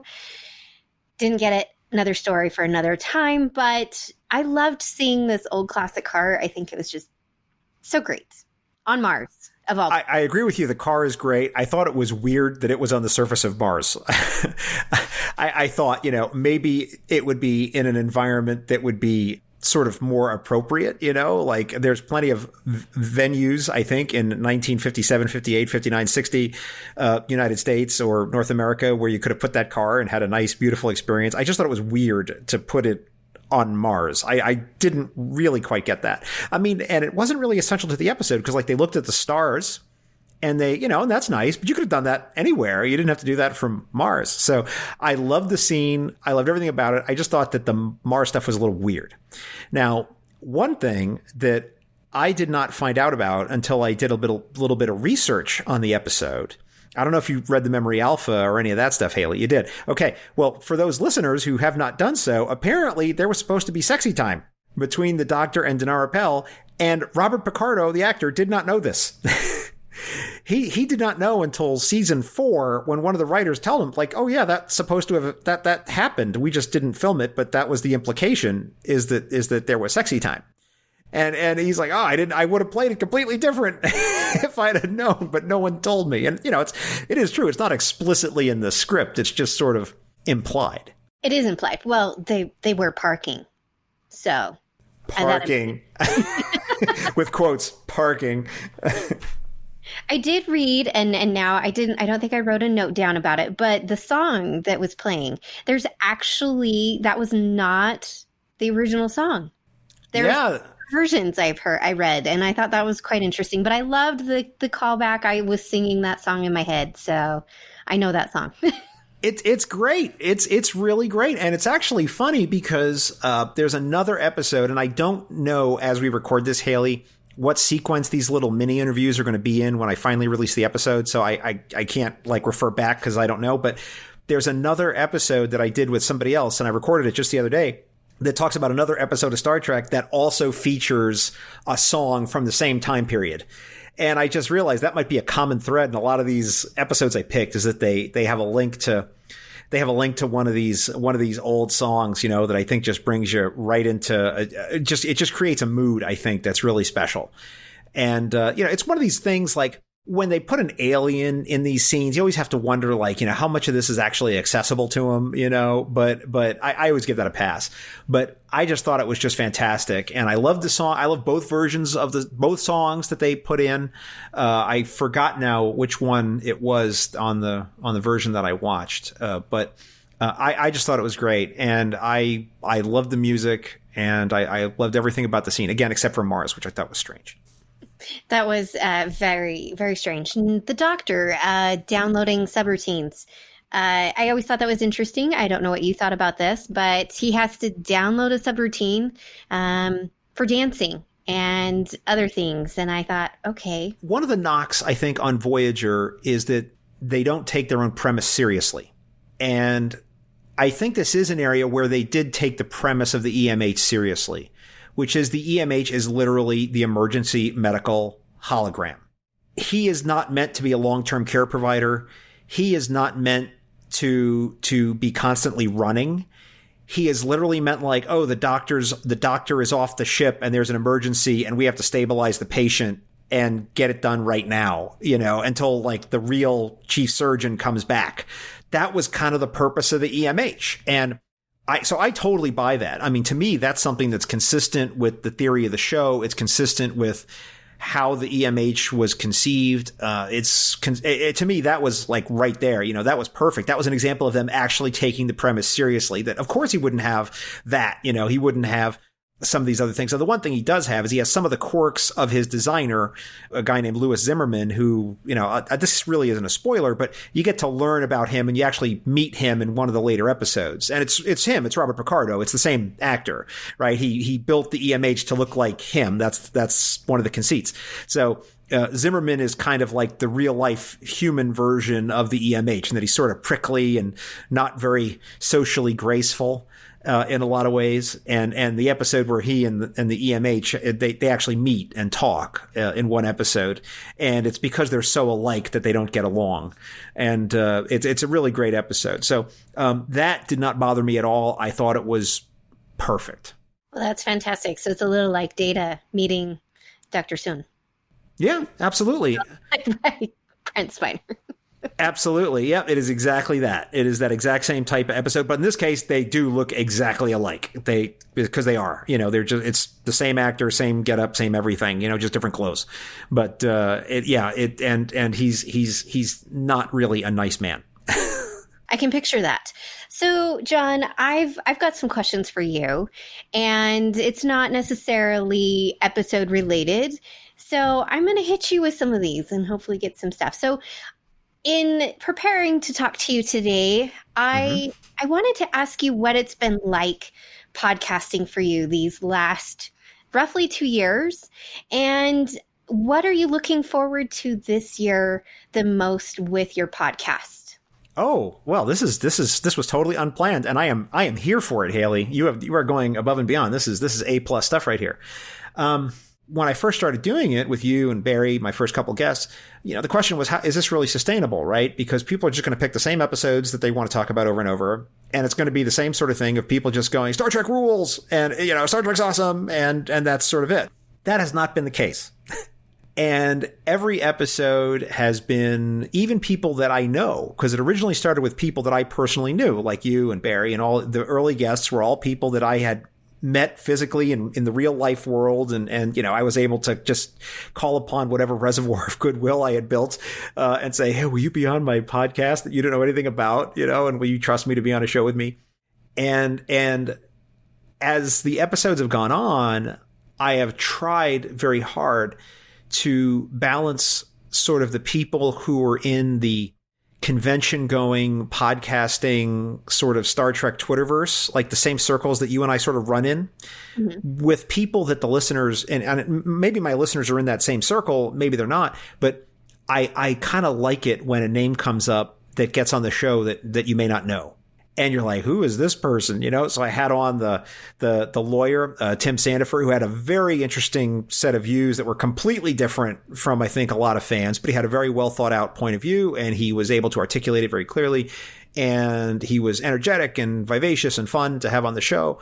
And I think a lot of people had never been exposed to a fan with his point of view before. And I thought that was just fantastic. And then I continued to get these people that were not in sort of the circles that we know on the show. And I mean, the latest one I did with Maggie McNeil, she's a sex worker, and she blogs about sex workers, and she blogs about sex workers' rights and all this stuff. And she's talking about Star Trek all the time. And when I came across her, I was like, I got to get her on the show. And the idea that we're just really trying to get into the wider world of Star Trek and meet these fans who I think are having very different experiences of the show than those of us who are sort of in the social media sort of convention going universe, I think is something that my show is uniquely positioned to do. And the more of that I can do, the more successful I think it will be. And balancing that with people like to see their friends on the show. And sometimes when I talk to people that are especially in our little circles, Haley, they always say, oh, when I see and it's someone I know, I get really excited, and I think, of course you do, because you know them, right? You want to hear their story, right? And that's great. So I want to walk a balance of sort of these really interesting sort of offbeat kind of guests with the people that we know, and just sort of do more in-depth discussions and also branch out, I think, into the wider world of Star Trek. Some people that have been on the show didn't even want to talk about episodes. Some people picked novels. Some people picked some unusual things. I had one person, Bill Smith, picked a fanfic. He picked a fan film that he wanted to talk about. And I think that stuff is great. So the more that we can highlight the wider Trek universe and bring an appreciation of that to people, I think the more interesting it will be too. And this is just my point of view. And let me just say to the listeners out there, please feel free to register your thoughts with me on any of this. If you think I'm off base or going in the wrong direction, I'm always interested to hear your feedback because I make the show for you. So if you have thoughts, you're always free to tweet at me or email me. Well, and I think that's fantastic. I think having that balance is really great because outside of the circle of those of us who go to Las Vegas, who go to other conventions just in general, and we're very involved in the community, there are still people outside of that who are still a part of this community. They're just maybe not as active as some of us are. And their stories are just as relevant as the rest of us who, listeners hear every week, or they see us once a year, or, hey, we're doing this crazy thing, or we're doing that crazy thing, and we're getting together and we're meeting up and whatnot. So their stories are just as relevant and as important. And I think that's fantastic to highlight and showcase them just as much as everybody else. So I think that's truly wonderful. So I'm going to ask you something else. Sure. What is your favorite and your least favorite thing about podcasting? Oh, my favorite thing is when I press the launch button on the episode. It's like, it is as close to, this is going to sound terrible, it's as close to orgasmic as you're going to get clicking a button on a computer. It's like when I launch the episode, I'm just like, I always post that GIF of the photon torpedo. Mm-hmm. Right before an episode launches, right? It means an episode is imminent, like within the next day or so, you're going to get it in your feed. It's finished, it's QA'd, the show notes are ready, and I'm just waiting for the right moment or something. Because sometimes I choose to release at certain times of the day just to do a test because I like to see certain things. I don't know, I'm kind of crazy like that. But it is literally so exciting just to sit there in the publishing tool and be like, I am pressing the button, and then I press the episode and it launches. I have no idea why I get such a thrill out of it. It's bizarre to me, but especially because I think with a lot of media creation, whether you're creating something that's a podcast or a piece of art, a painting, there's an old saying that it's never finished, it's abandoned. I always feel like I could go back to those episodes and recut them better, or done a better job of cutting out a flub, or cutting out a throat clearing, or a cut wasn't very good, or the music was a little bit louder than it should have been at this particular point. And I've kind of got past that, I think, a little bit, not much, but a little bit. So when I launch it, it means I'm finally free of having to worry about it. Like, it's out there. It's done. I wash my hands of it like Pontius Pilate, right? I'm done. I'm out in a way. My least favorite part is the laborious editing process that I do. We were talking before we started recording, and one of the things I mentioned, and I mentioned this to all the guests on the show, which is that when I ask a question, or if you want to ask me something and you want to pause before you ask, you're always welcome to. Because some podcasts, which I've guested on more than a few podcasts, the host will sit there with a pencil and be, I want to cut this, and we're at 37 minutes into the recording, so I'll write that down. I'm like, why are you writing that down? Like, I would never write that down. You know why? Because I am going to listen to this thing 3 different times, and edit it within an inch of its life. Like, I don't need to write down at 37 seconds because I'm going to listen. And if there's something at 37 seconds that needs to be cut, I'm going to find it.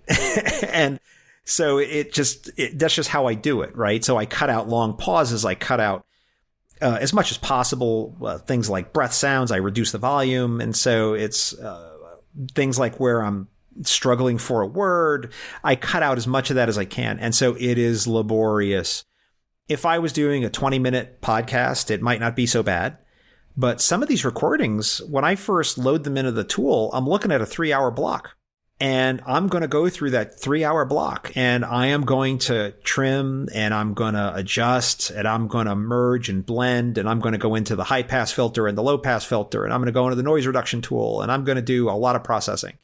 And I'm self-taught with most of this. I really have no idea what I'm doing professionally, but I just kind of, I know I can see it. People can't see it, but I totally get it, right? Yeah, it's a lot.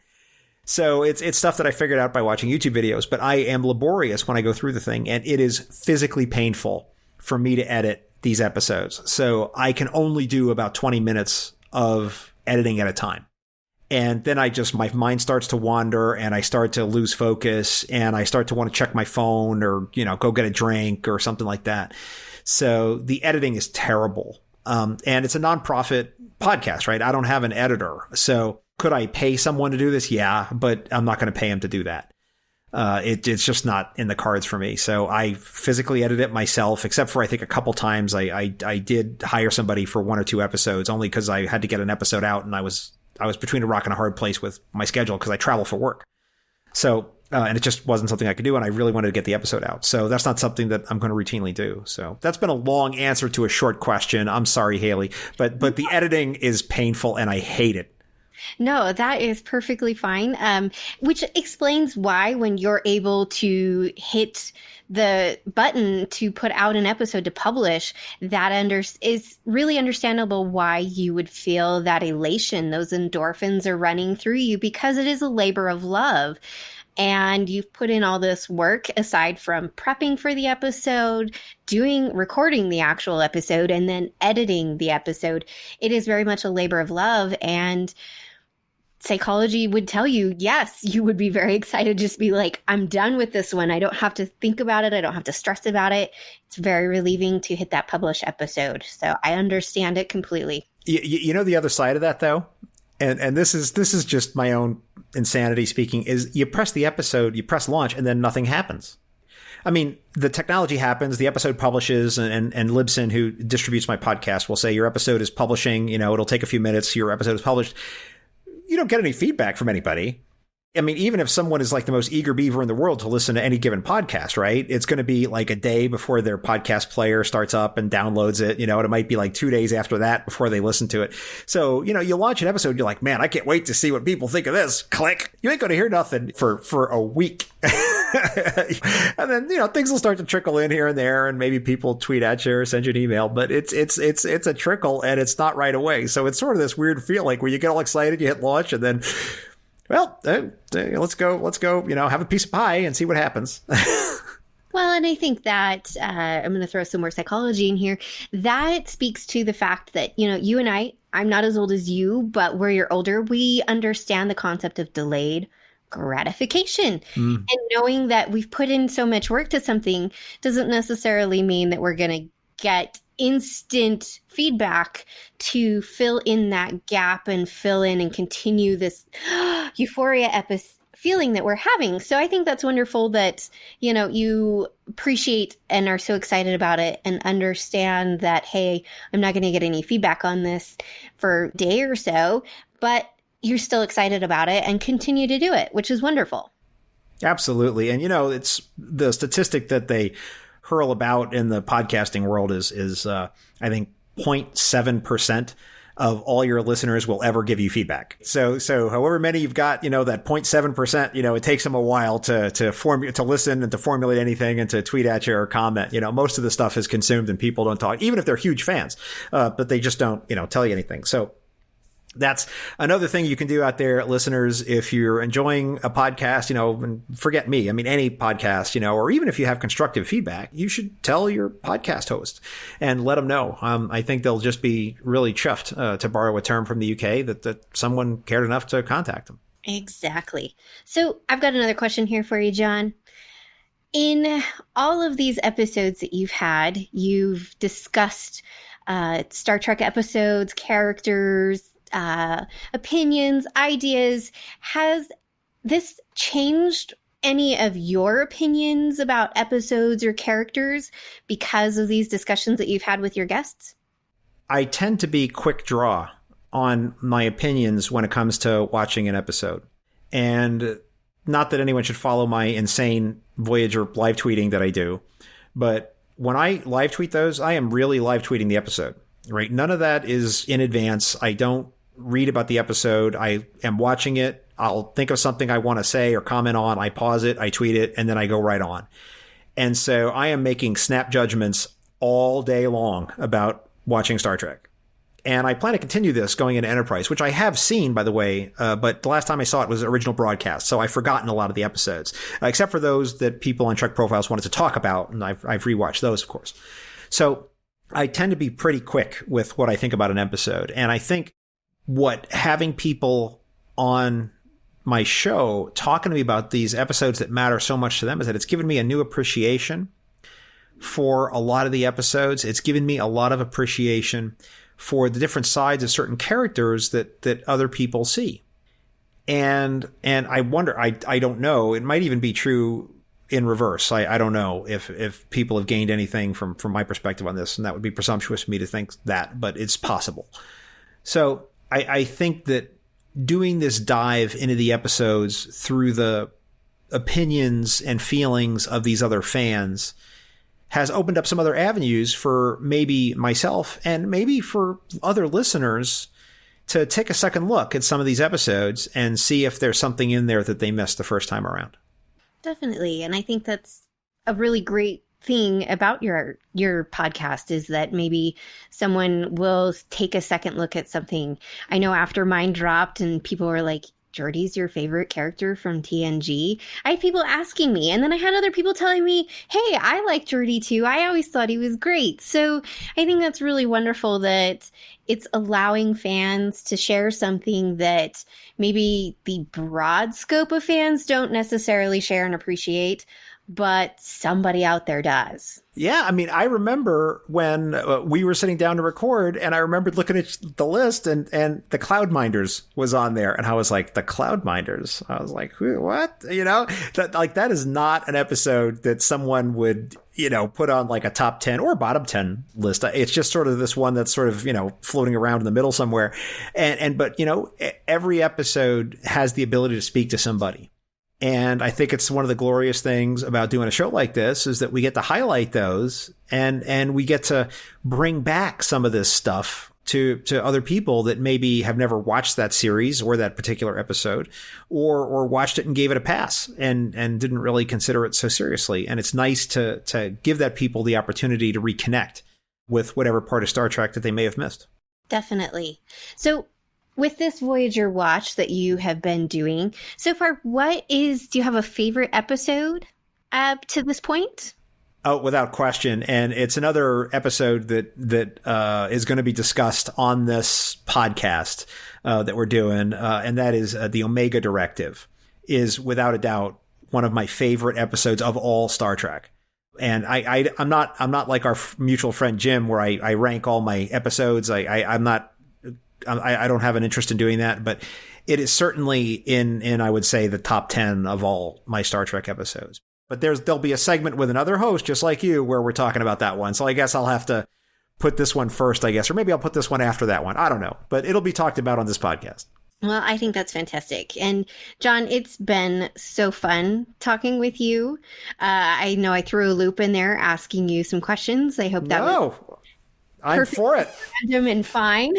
Totally. Yeah. Look, if there's one thing people have learned about listening to Trek Profiles is I am always willing to divert for any sort of interesting conversation. So, yeah, we've had talks about Plato and the cave. We've had talks about psychology. We've had talks about automobiles. So we have had all kinds of crazy conversations on the show, and I am totally okay with that because I think it's just, as they say in New Orleans, it's lagniappe. I've never been, so I will agree with you on that. So, Haley, why don't we tell people where they can find you? Yeah, so you can find me over on Standard Orbit, Trek FM's dedicated podcast to the original series, which is crazy because it's really fun. But you can also find me on Twitter. I am at Trekkie01D. And I guess I should also shout out that you can also find me over on the Union Federation podcast as well. Looking forward to that. We're going to be talking Picard here soon, and then eventually Discovery and the Orville for you fans and listeners who enjoy that show just as much. Haley, thank you so much for coming back and doing this with me. Oh, well, thank you for having me. I appreciate it, and it's been a true joy. I thank Haley so much for coming back on the show and talking with me about life signs. I'm particularly pleased that I got to share this Voyager love with her. It's a great series, and I got a big thrill from showcasing this amazing episode to her. On my show notes page, I'm going to post some links to learn more about glycogen storage disease, including links to some videos and some scientific information for those that may have an interest. So as for my charity announcement, that's going to be my ask on Trek Profiles. As I said in the interview, I'll never take your money for the show. I don't do ads. I don't have a Patreon or anything like that. But if you enjoy the show, and if you're able, I'd appreciate a donation to the Children's Fund for Glycogen Storage Disease. I'll have a donate link on my website, and I will also post a link in the description for this podcast. So if you're listening on a device that supports it, you should be able to click the link and go directly to the donation site. That's set up through GoFundMe's charity division, so the funds go directly to the charity. I'm not in the middle of it.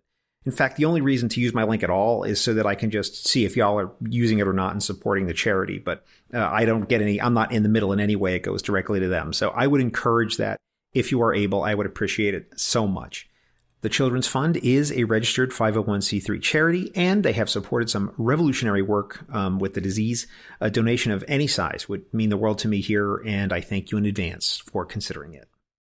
Next up, I'll talk with Justin Ozer, the wonderful podcaster who was a guest all the way back on episode 8. This interview really is a follow-up from an interview I did in episode 32 of Trek Profiles. Back in that one, I spoke with Rob Chapman about a Star Trek novel called The Final Reflection, which I really enjoyed. And this interview with Justin is the second part of that. So let's get to it. Play the audio, M5.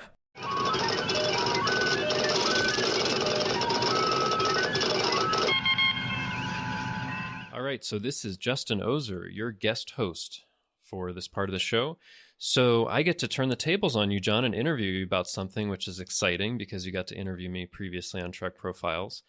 So you wanted to talk about the book How Much for Just the Planet by John Ford, who also wrote The Final Reflection. Now, this came out in 1987, and I guess I'll just give a brief synopsis before we start talking about it. So basically, in this novel, which is quite a zany and hilarious novel, I think, there is this dilithium deposit on a planet, and there's both Federation and Klingon interest in it. So the Enterprise is sent. There's a Klingon ship that's sent to kind of investigate, and this is after the Organian Treaty, so they have to be careful that they're not fighting over it and who can best use the resources. So in the middle of that, there's also the crew of this prospector ship, which includes a really strange Vulcan, who I'm sure we'll talk about, and a crew member of a winged species, and a human captain, and a really strange computer. So basically, people get kind of mixed up in this whole situation, and it turns out that in order for this planet to really take advantage of things, they're kind of scripting this crazy, antic-filled production, which ends in a pie fight in the end, and it really is that crazy. So John, tell us, why did you want to talk about this insane novel? First of all, Justin, thank you for agreeing to be part of this and subjecting yourself to more Trek Profiles. So good on you for that. I appreciate it so much, and I'm glad you had the opportunity to come on and talk to me about this. But the reason that I picked this novel is because it is the single funniest, most hilarious Star Trek thing I have ever encountered in my life. One of the things about Star Trek that one of the other guests on my show, and I'm forgetting now who said this, but someone once told me that Star Trek is more like Twilight Zone, in that it's an anthology series where you sort of have these standalone, and specifically TOS here, that you have these standalone episodes that sort of take place in the same kind of universe, but they're not really meant to be chronological, or you don't have too many things that hold over from episode to episode, and they're really just sort of it's all one-offs, essentially. And I thought that was an interesting way to think about it. And, sometimes you tune in to TOS in particular, and TNG, I think, is a lot like this too. And that's not to discount the other Star Treks too, but I think they got more serialized as time went on. But you'd tune in and you'd get an action show one week. Next week, you'd tune in and you'd get a mystery, a murder mystery of some kind. You tune in the next week, you get some sort of hard sci-fi thing, or you get space battles. And sometimes you tune on and you get The Trouble with Tribbles. Yeah. Or you get some crazy comedy. And this particular novel was the most comedic and insane thing I have ever read in my entire life. And I have to add one thing to your synopsis, which was excellent. is that it's important to understand that this planet was colonized. It wasn't just a random planet. It was colonized by these humans who fled the Federation. And I got the feeling that they were all, and I mean this with love, drama nerds and artsy fartsy types. Yeah. and they just wanted nothing to do with like the Federation and diplomacy, and they wanted nothing to do with like all the Federation nonsense, and they didn't want anything to do with the Klingons either. They just wanted to be off on their own on this planet. Deridi? Is that how you would say it? It's always difficult with novels. How do you pronounce these things? But I saw it as Diraidi. It's Direidi, something like that. Got it. Yeah. And so it was one of the most comedic things I'd ever read. And the part of it that really got me, that really stunned me, was when I was originally reading these books, because I read this particular novel back when it first came out, somewhere right around there. I mean, it was not very old at all. I picked it up definitely when it was new on the shelf. It was written by the same guy, John Ford, who'd written The Final Reflection, which, as we record this, the people that the listeners will have heard in my previous segment, we talked about that book, which was an incredibly serious, in-depth dive into the Klingons and their culture and their lives, and this very sort of ponderous and profound book. And then the same guy writes this insane novel with the Klingons in it. And it's crazy. And I'll never forget reading the chapters right at the beginning where they're on the USS Jefferson Randolph Smith, the survey ship, with the slob Vulcan who keeps spilling milkshakes everywhere and has watercress salad dressing all over her hands. And she's playing the computer in chess, but they're not moving the pieces. They're just looking at them. And the computer is, quite frankly, insane. And I just remembered reading, like, this is the most un-Star Trek thing I'd ever read, and I love it. And I literally could not put it down. Yeah, so, well, let me ask this question because I'm just curious. So are there a lot of Star Trek novels that you've read, and this is just, like, still up there as one of your favorites? It's an interesting question. I'd say that it's probably one of my favorites of all Star Trek because I think it highlights one of the strengths of Star Trek in that it allows you to tell these different kinds of stories in the same universe. Mm-hmm. And they really allowed themselves early on, especially, less so nowadays, I think, but early on, they allowed themselves to really do episodic TV and to really push those episodes. Because there were shows at the time. I mean, you look at some of the police procedurals of the 50s and 60s, or like the old Perry Mason kind of shows. It was basically the same thing every week. It was just a new case, but the tone of the show never changed. With Star Trek, the tone of the show could change wildly, where you'd have, the Doomsday Machine or the Ultimate Computer. And then the next week you'd have the Empath, and the next week you'd have the Trouble with Tribbles. And it was just they really allowed themselves to have that. So I love it when Star Trek gets to push itself up against the stops and try different things. And this, in my opinion, was really trying something. And so just on that basis, I think it's one of the best things in all Trek, truly. And as to get to the meat of your question was, I had read a lot of the novels in the pocketbook days. Mm-hmm. So some of the ones that still stuck with me are Yesterday's Sun, which was a deeply touching novel. The Wounded Sky, which was incredibly powerful. The Entropy Effect, which was amazing. I loved all those novels from the pocketbook days. Now that we're in the Discovery era, I've been keeping up with the Discovery novels as they've been coming out, and occasionally some of the comics too, not religiously, but I've been following some of those as well and loving it. And one of the reasons I love them is because they give you access to the interior lives of the characters that you don't normally get when you're just watching it on TV. And I think that's one of the things, too, that makes this particular novel very funny, is that you have the Klingon captain and you've got Captain Kirk, and they know that they cannot fight.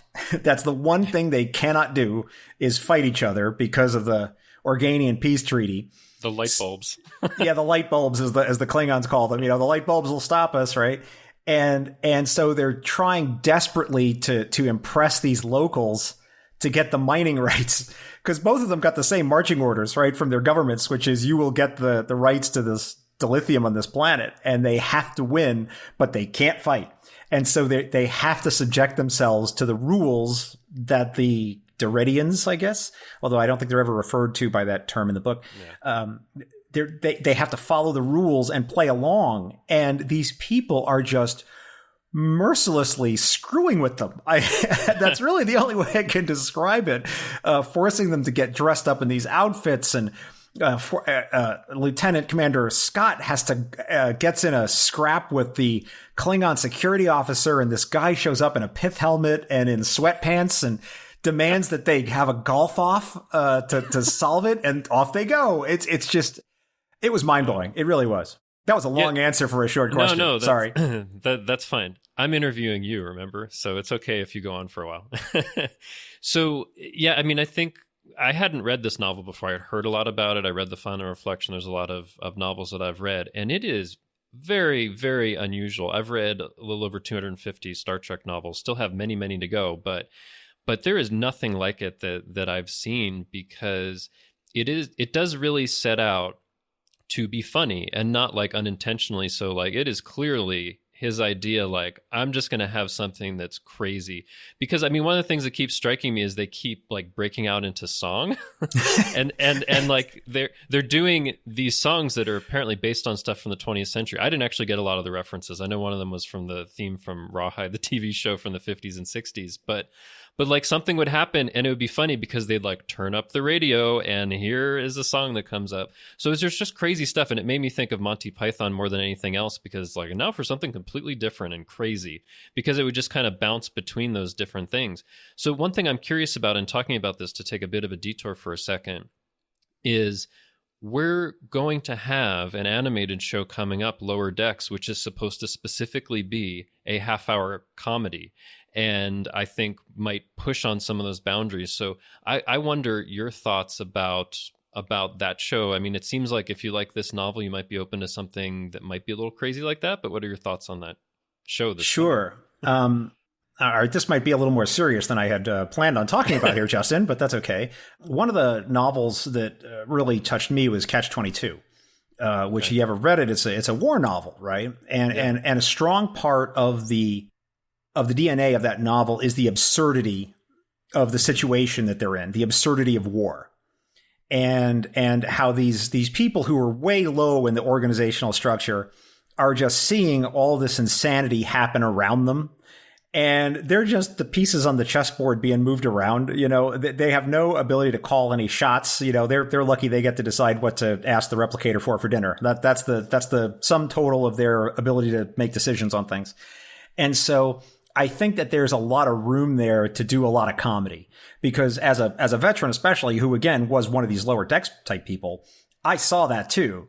And so I think that having a show from that perspective, it's definitely the right decision. I don't know what the show's going to be like. I mean, as we record this today, the only thing we've seen is images of the characters, and I think we've seen them blinking. That's all we know. And we know we know it's shortly after Nemesis. That's about it. Yeah, so we don't have any information, but I think that the raw ingredients are there, and I just hope that they're cooking up something delicious in the kitchen, because I am well primed to like this.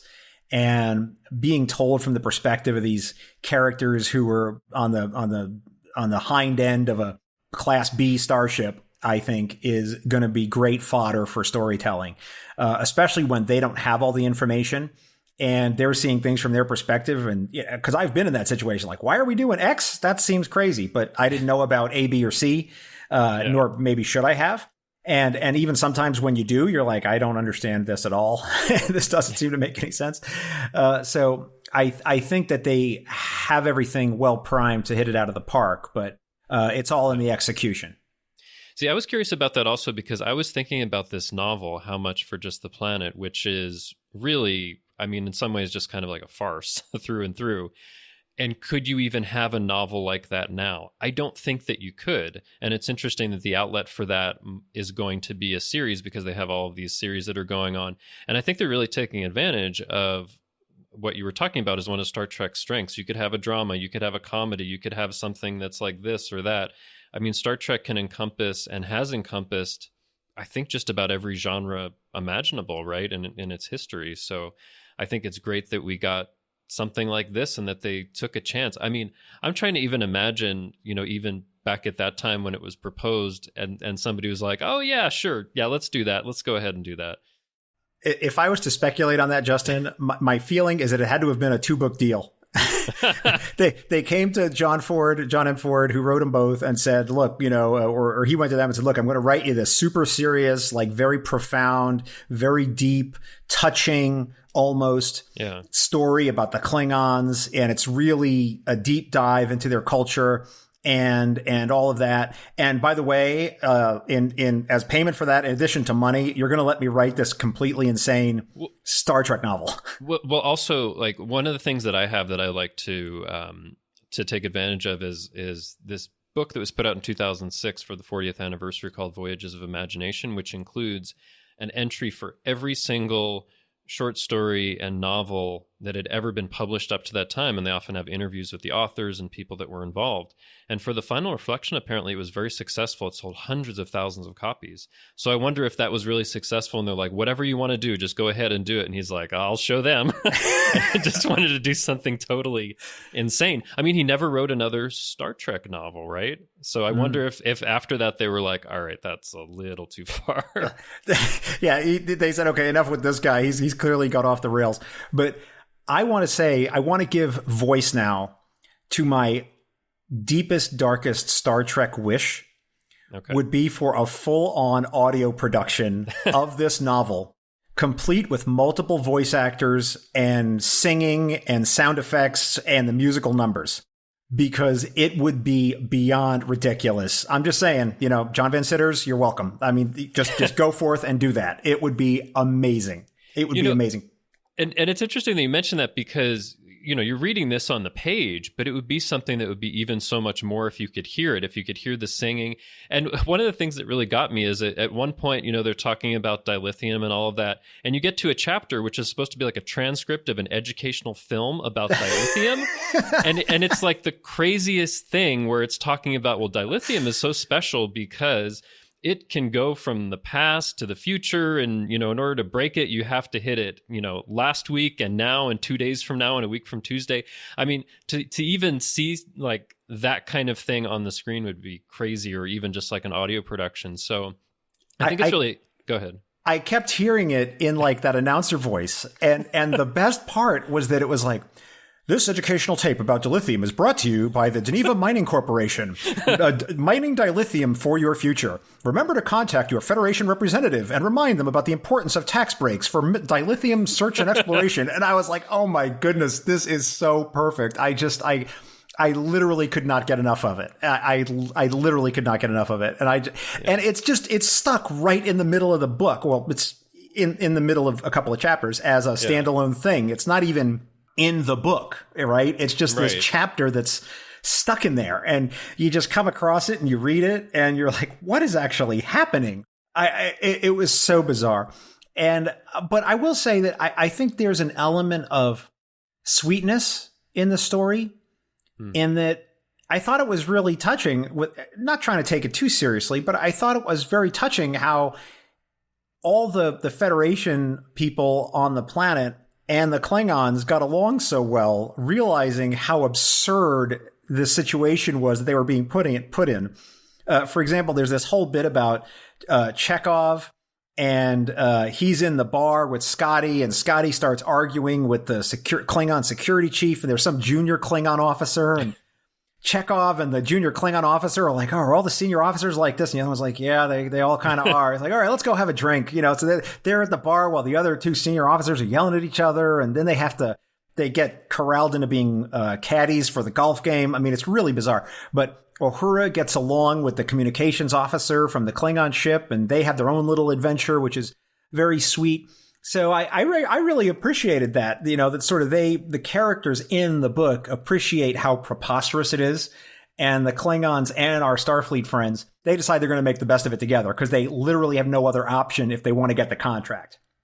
It's true. And that was one of the things I think that was really interesting, because this is supposed to take place, I think it would have been during the first couple seasons or something like that of TOS. Yeah, it's definitely TOS era. Yeah. Yeah. And definitely like seeing how they were kind of getting along. I mean, it was almost like John Ford was taking to heart the part in Errand of Mercy, where it's like, you'll become fast friends in this insane situation. But yeah, I saw comments. I mean, I think mostly when I put information out there, like, hey, I'm reading this book, people are like, oh, I love it, it's hilarious. And there were a few people that were like, I didn't like that, or it was just too weird, or it seemed like they were out of character. But I think they were put into these kinds of situations that were just so crazy that they had to behave differently, and they were kind of like in it together because they had this common enemy of these insane people on this planet.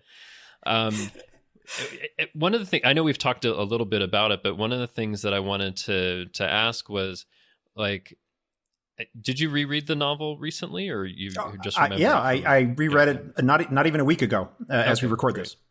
I mean, is there something that happens in there that we haven't mentioned that's like your favorite part of the novel, or something that makes you laugh the most? Well, I'd have to give you two. One we talked about, one we have not. The funniest part to me was the computer on the Jefferson Randolph Smith, without any question. Yeah. The second, and I mean, this is something where I actually had to put the book down because I was laughing too hard, and I was reading it on Kindle on my tablet, and I was like, oh my God, I'm going to drop the thing. McCoy and Scotty and I think some other people are in a dungeon, and they're locked up in this dungeon. And Gladiola, the kitchen servant, comes down to take their order for dinner. Do you remember this? Yeah. And she has all these lines where she's suddenly realizing that you are the McCoy, and you will lead those of us enslaved to flour and batter to true freedom. And she's going on like this Braveheart kind of talk, and it's all about flour and butter and baking. And the words were just jewels as I was reading it. And I was like, I had to put the book down because I was laughing too hard. Yeah. And there was just something, I don't know, maybe I was just in the right mood. I don't know what it is. Humor is a very difficult concept, as Savick once said in Star Trek II. And so there was just something about that whole part with Gladiola leading the kitchen servants in a revolt that just got me. And the words that she was using and the whole language around it, which was just even more preposterous. And the other thing we didn't talk about was the giant inflatable starships. I don't know how you feel about that. Yeah, but there's also those as well. Well, the giant inflatable starships, that made me think of, let's see, the animated series episode, The Practical Joker, where they do have an inflatable starship that comes out the back of the Enterprise. So here's something interesting I think about the novel. Like, I was reading the first parts, and it was just hilarious because there was all this unexpected and weird stuff, and it just kind of kept going. But then I felt kind of toward the end where it became this thing where it was like, okay, this person's over here, they're supposed to be over there, they're not supposed to be wearing this, and there's the confusion about this. And I felt like that was a bit much. I'm curious what you think about that, because I felt like at a certain point it got caught up a bit in trying to make it crazy and have them all get to this one place to have a pie fight. But oh, I think you're right. It is hard to keep track of, but I had a thought about that actually, because we had messaged a little bit about this, and I'd seen some reviews that you'd put up on Twitter about it, which is that as you're reading this part of the book, and actually as you're reading the whole book, I think you have to read it more as like a TV script.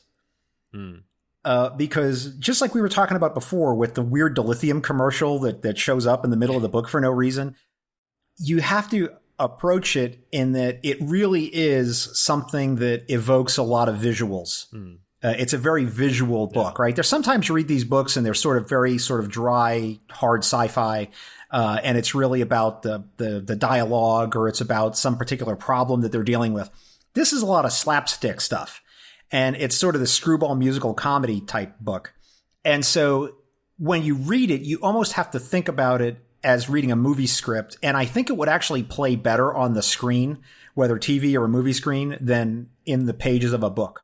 Especially that section at the end where you're talking about, we have these 4 main characters running around and they're all confused as to who's dressed up in what. And there's this guy trying to do the laundry, and like he keeps getting the wrong laundry orders, and send up my suit and don't send up my suit. Why is this suit sitting here in the middle of the nowhere? And then at one point, the Klingon captain, this little bit, this is the kind of insanity this book is.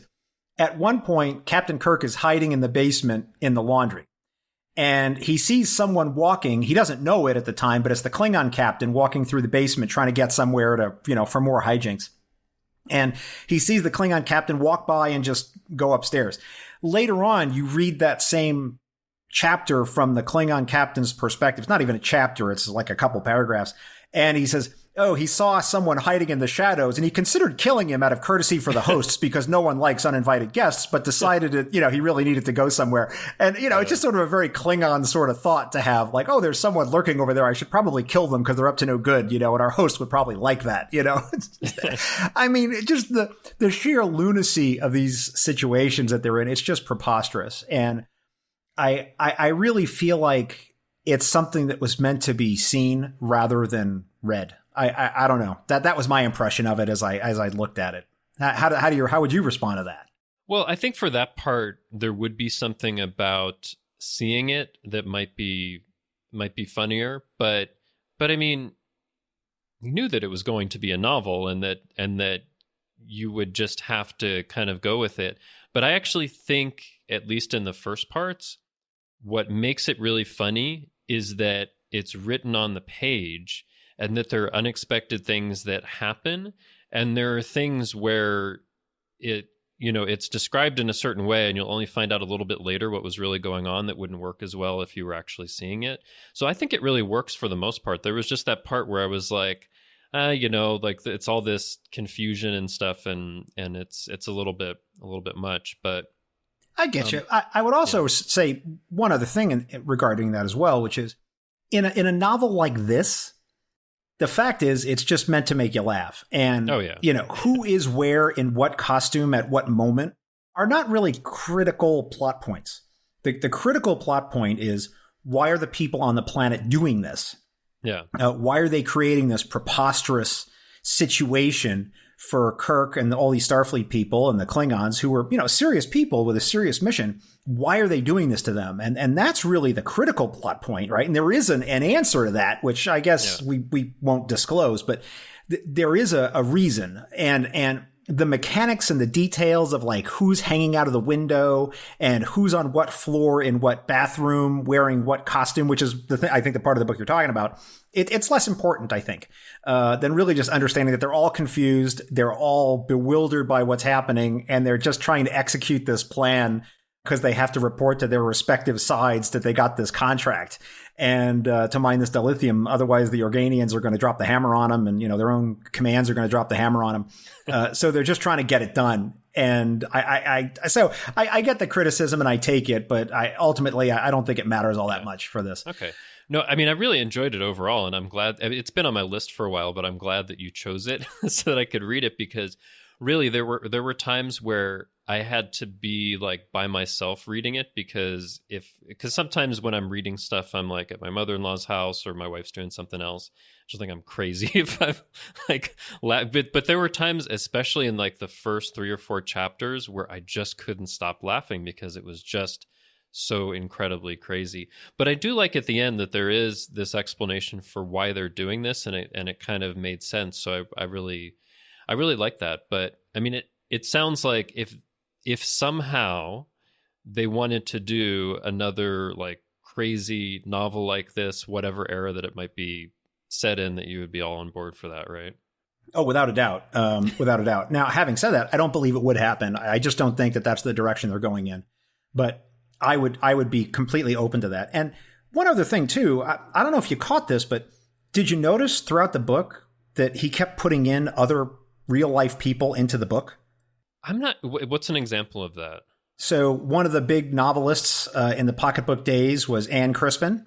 And there's a Lieutenant Anne Crispin in the book. I did think about that. Neil Gaiman is in the book. Oh, really? As Ilian the Magican. Oh, that's Neil Gaiman, Ilian the Magican. I didn't catch that. John Ford himself is in the book.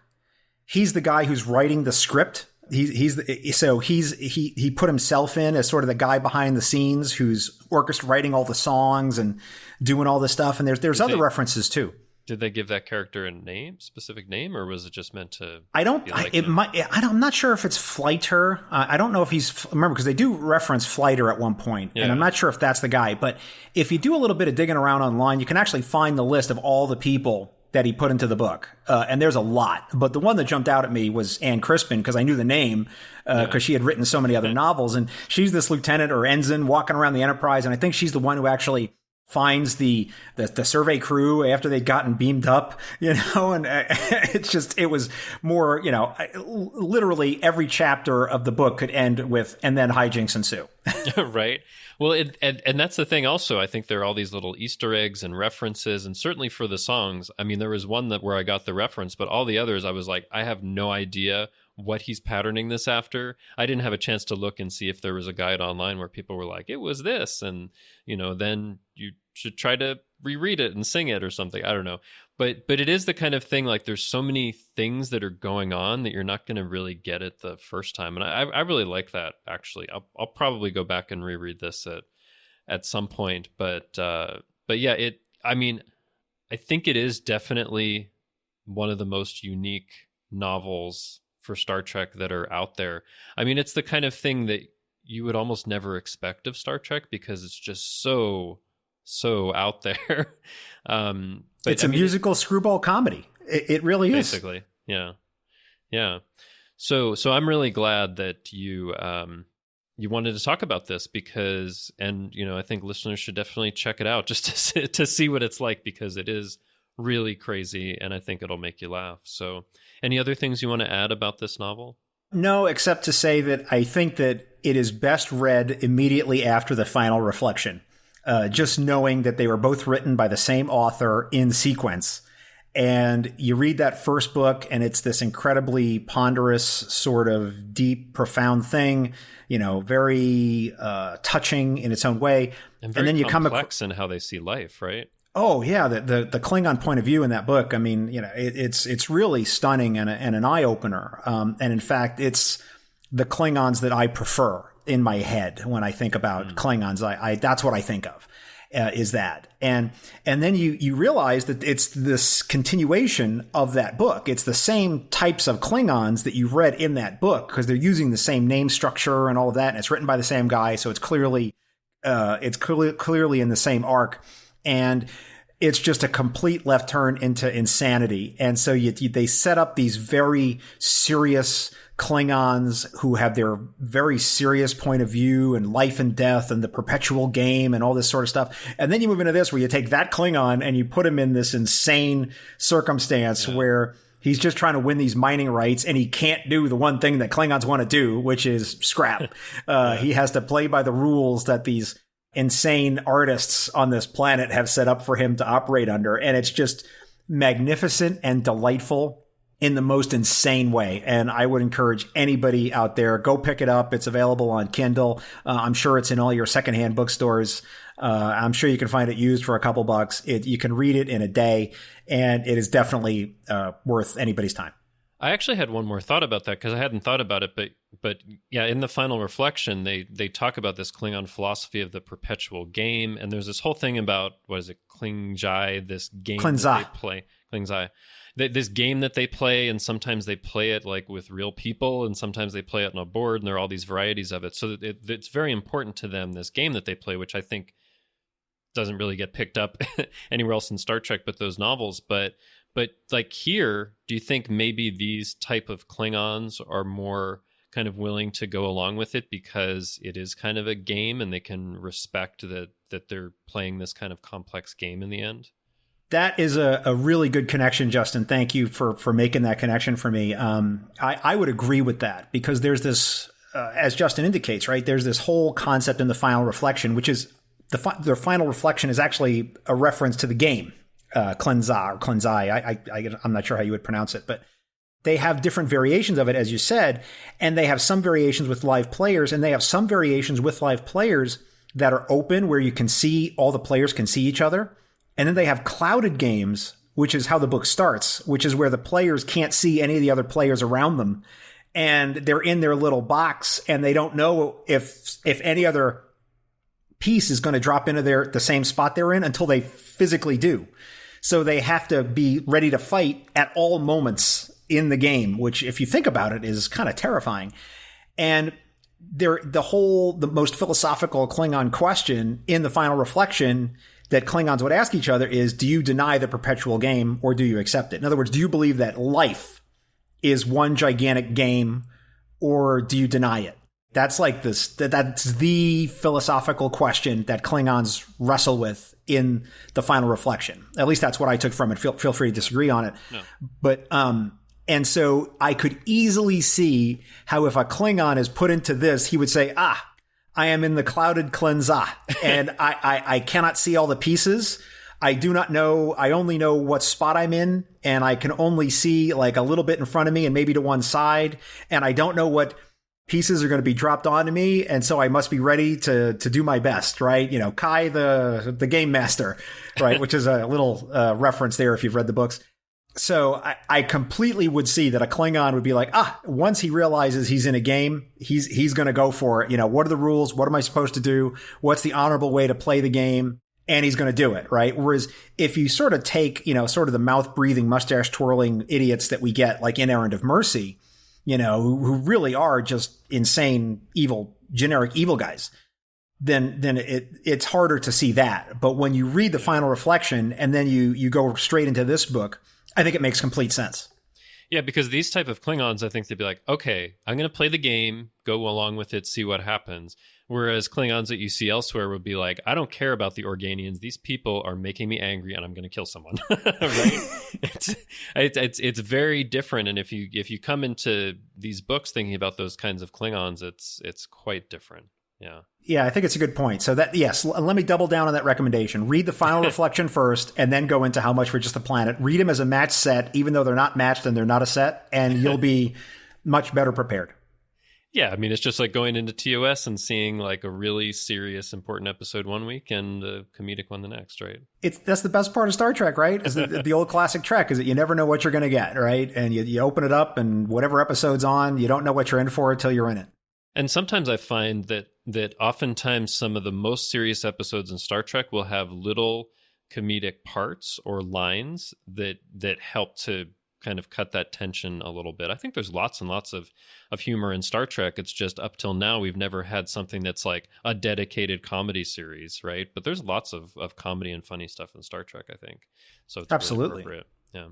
All right. Well, it's been great interviewing you, John, and talking about this novel. I mean, it's just was a pleasure to read it. I know you got lots of messages from me saying, "Oh my God, I can't believe this happened or that happened," and appreciate your patience on that. But yeah, it was a lot of fun, and it's been a lot of fun in interviewing you here and turning the tables on you. Well, thank you, Justin, for coming on. It's a great thrill for me to have my past guests on to turn the tables on me and interview me about something from Trek that I really like. And thank you for being up for it. Why don't you let people know how they can find you if they want to talk to you about The Final Reflection or How Much for Just a Planet or any of the Star Trek novels or any other Trek? Yeah, well, first you can find me over on the Trek FM network. I co-host The Line, which is our Star Trek Picard podcast with my friends Chrissy DeClercq-Salagi and Brandon Shea Matala. Also co-host Earl Grey, which is our dedicated TNG podcast with my friends Amy Nelson and Joe Keegan. You can find me on Twitter. I'm at TrekFan4747, where I tweet about nothing but Star Trek. You can find me on Facebook. Probably the best place to find me relevant to this conversation is I'm part of a couple of Star Trek books and novels groups where I like to post reviews and post about what I'm reading next, which is the Star Trek Books Community Group, the Star Trek Books Discussion Group, and literally Star Trek. So lots of places you can find me to talk about books or any part of Star Trek, really. One of the things that I recall about interviewing Justin on Trek Profiles was his story about how he came to Star Trek fandom later in life. And I think it's just another example of the great diversity of the fandom and how people got into it. There's lots of people like me who can't remember a time that they weren't fans. And then there's a whole bunch of people who came to it via different ways. And I think that's one of the things I enjoy about this show is showcasing those various different Star Trek stories. It's really a thrill for me, and I hope you enjoyed it as well. And plus, before we move on, I just want to reinforce how much I loved both of John M. Ford's Star Trek books. And once again, give them both a very high recommendation. Read them. You will not be disappointed. But right now, I have a very special announcement about M5. Not cool. Very, very, very not cool. You have a message. Okay, M5, you know that we're only supposed to do the messages at the top of the show, but to heck with it, you're off doing your own Multitronic thing. I respect that. I'm a cool guy. I'm a cool collaborator here with you. All is well. Who is the message from? John Champion, guest from episode 15. If there's anything that's going to make me calm down, it is the relaxing voice of my friend, John Champion. So let's play it, M5. Hey, John. Hello from John Champion over at Mission Log and the TrekProfiles and all those other shows on the Roddenberry Network. Calling you from, Roddenberry World Headquarters, as I like to call it, in beautiful downtown North Hollywood. Listen, congratulations on 2 years. It is no small feat to get a podcast off the ground, to keep it going, to keep at it. I don't have to tell you, it can be a bit of a grind, but it's the most fun kind. You know, we're really lucky that we've got, as I like to call them, Star Trek pals. We have our friends in Trek fandom, and you, more than a lot of people that I know, you really drive home the idea of the Star Trek fandom community and really the personal side of people who are drawn to it. So thank you. Thank you for having me on your show. Thank you for what you do. And it's always a pleasure to talk to you, to see you year after year in Vegas. I look forward to that again. And gosh, what have I been up to? Well, let's see. Watching Star Trek every week at the moment between DS9 and Picard. I would say that's most of my viewing every week. I really need to stretch my horizons a little bit. Maybe throw in a little more Love Boat, a little more Buck Rogers. I don't know. We'll see. Well, look, take care, and shout out to all of your listeners who have been supporting you, and we will see you soon. You know, one of the things I appreciate about the Star Trek podcasting universe is just how supportive everyone is. And when I was thinking about starting my show, I talked to a whole bunch of people, including John, and every single podcaster I had talked to, including John, said I should do it. And everyone has been so gracious and supportive with advice on podcasting, on show format, technical stuff, you name it. It's really been very gratifying. And so let me pay that forward right here, which is if you're listening to this and you're thinking about starting a Star Trek podcast or any other kind of podcast, you should do it. Go ahead and try it, put it out there and see what happens. It is a bit of work, but it really is rewarding. So I would encourage you to go for it. Now, here's a little thing you probably don't know is that John and I had such an extensive conversation. It was probably the longest episode I'd ever released at 158 minutes. So I had adopted what I'd called the champion rule for my show, that no episode could be longer than his at 158 minutes. Now, I did break that rule with my Podcasting Extravaganza episodes, which is the series that you're currently listening to, but these are really special episodes. They're specials. They're not part of the regular show. So for normal episodes, I still hold to that rule. So the legacy of John Champion endures up in here. Well, earlier, I spoke about how I had convinced Haley to watch the second episode of Voyager that she had ever seen, which was a really big thrill for me and kind of a way to give her a little nudge into checking out some more of Voyager. In this next interview, I asked Crystal Pisano, guest from episode 5, to watch the first episode of Enterprise she has ever seen. Now, hilariously, when I was setting up this interview with her, I actually made a typo, and she thought we were going to discuss a Voyager episode. And so the night before we were going to record, I got a message from her saying she couldn't figure out exactly what episode I wanted her to watch. I realized I made a huge mistake, and I sent her the wrong episode title. Silly me, I screwed up. Everybody does from time to time. So when I mentioned that the correct episode was from Star Trek Enterprise, she told me she had never seen a single episode of the series.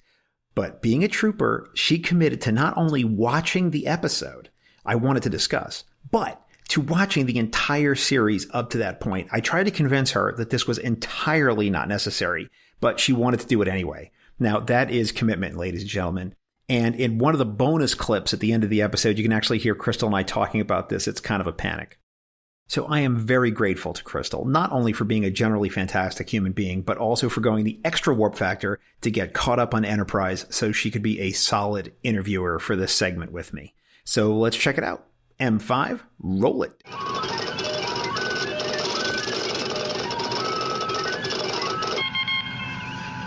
Hey there, Trek Profiles listeners. I'm so honored to be back on the show as your guest host. And today I'm talking to John about the 13th episode of the first season of Enterprise, titled Dear Doctor.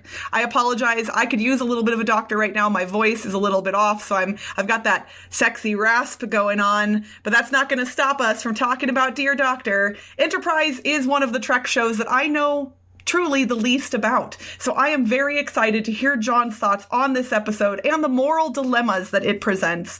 John, thank you so much for having me back. Oh, it was my pleasure, Crystal. This is my opportunity to get all the wonderful guests that I've had on the show who made Trek Profiles what it is to get them back on the show. Because the nature of the kind of show that I do, it's not the kind of thing where you can come back and repeat as a guest, really.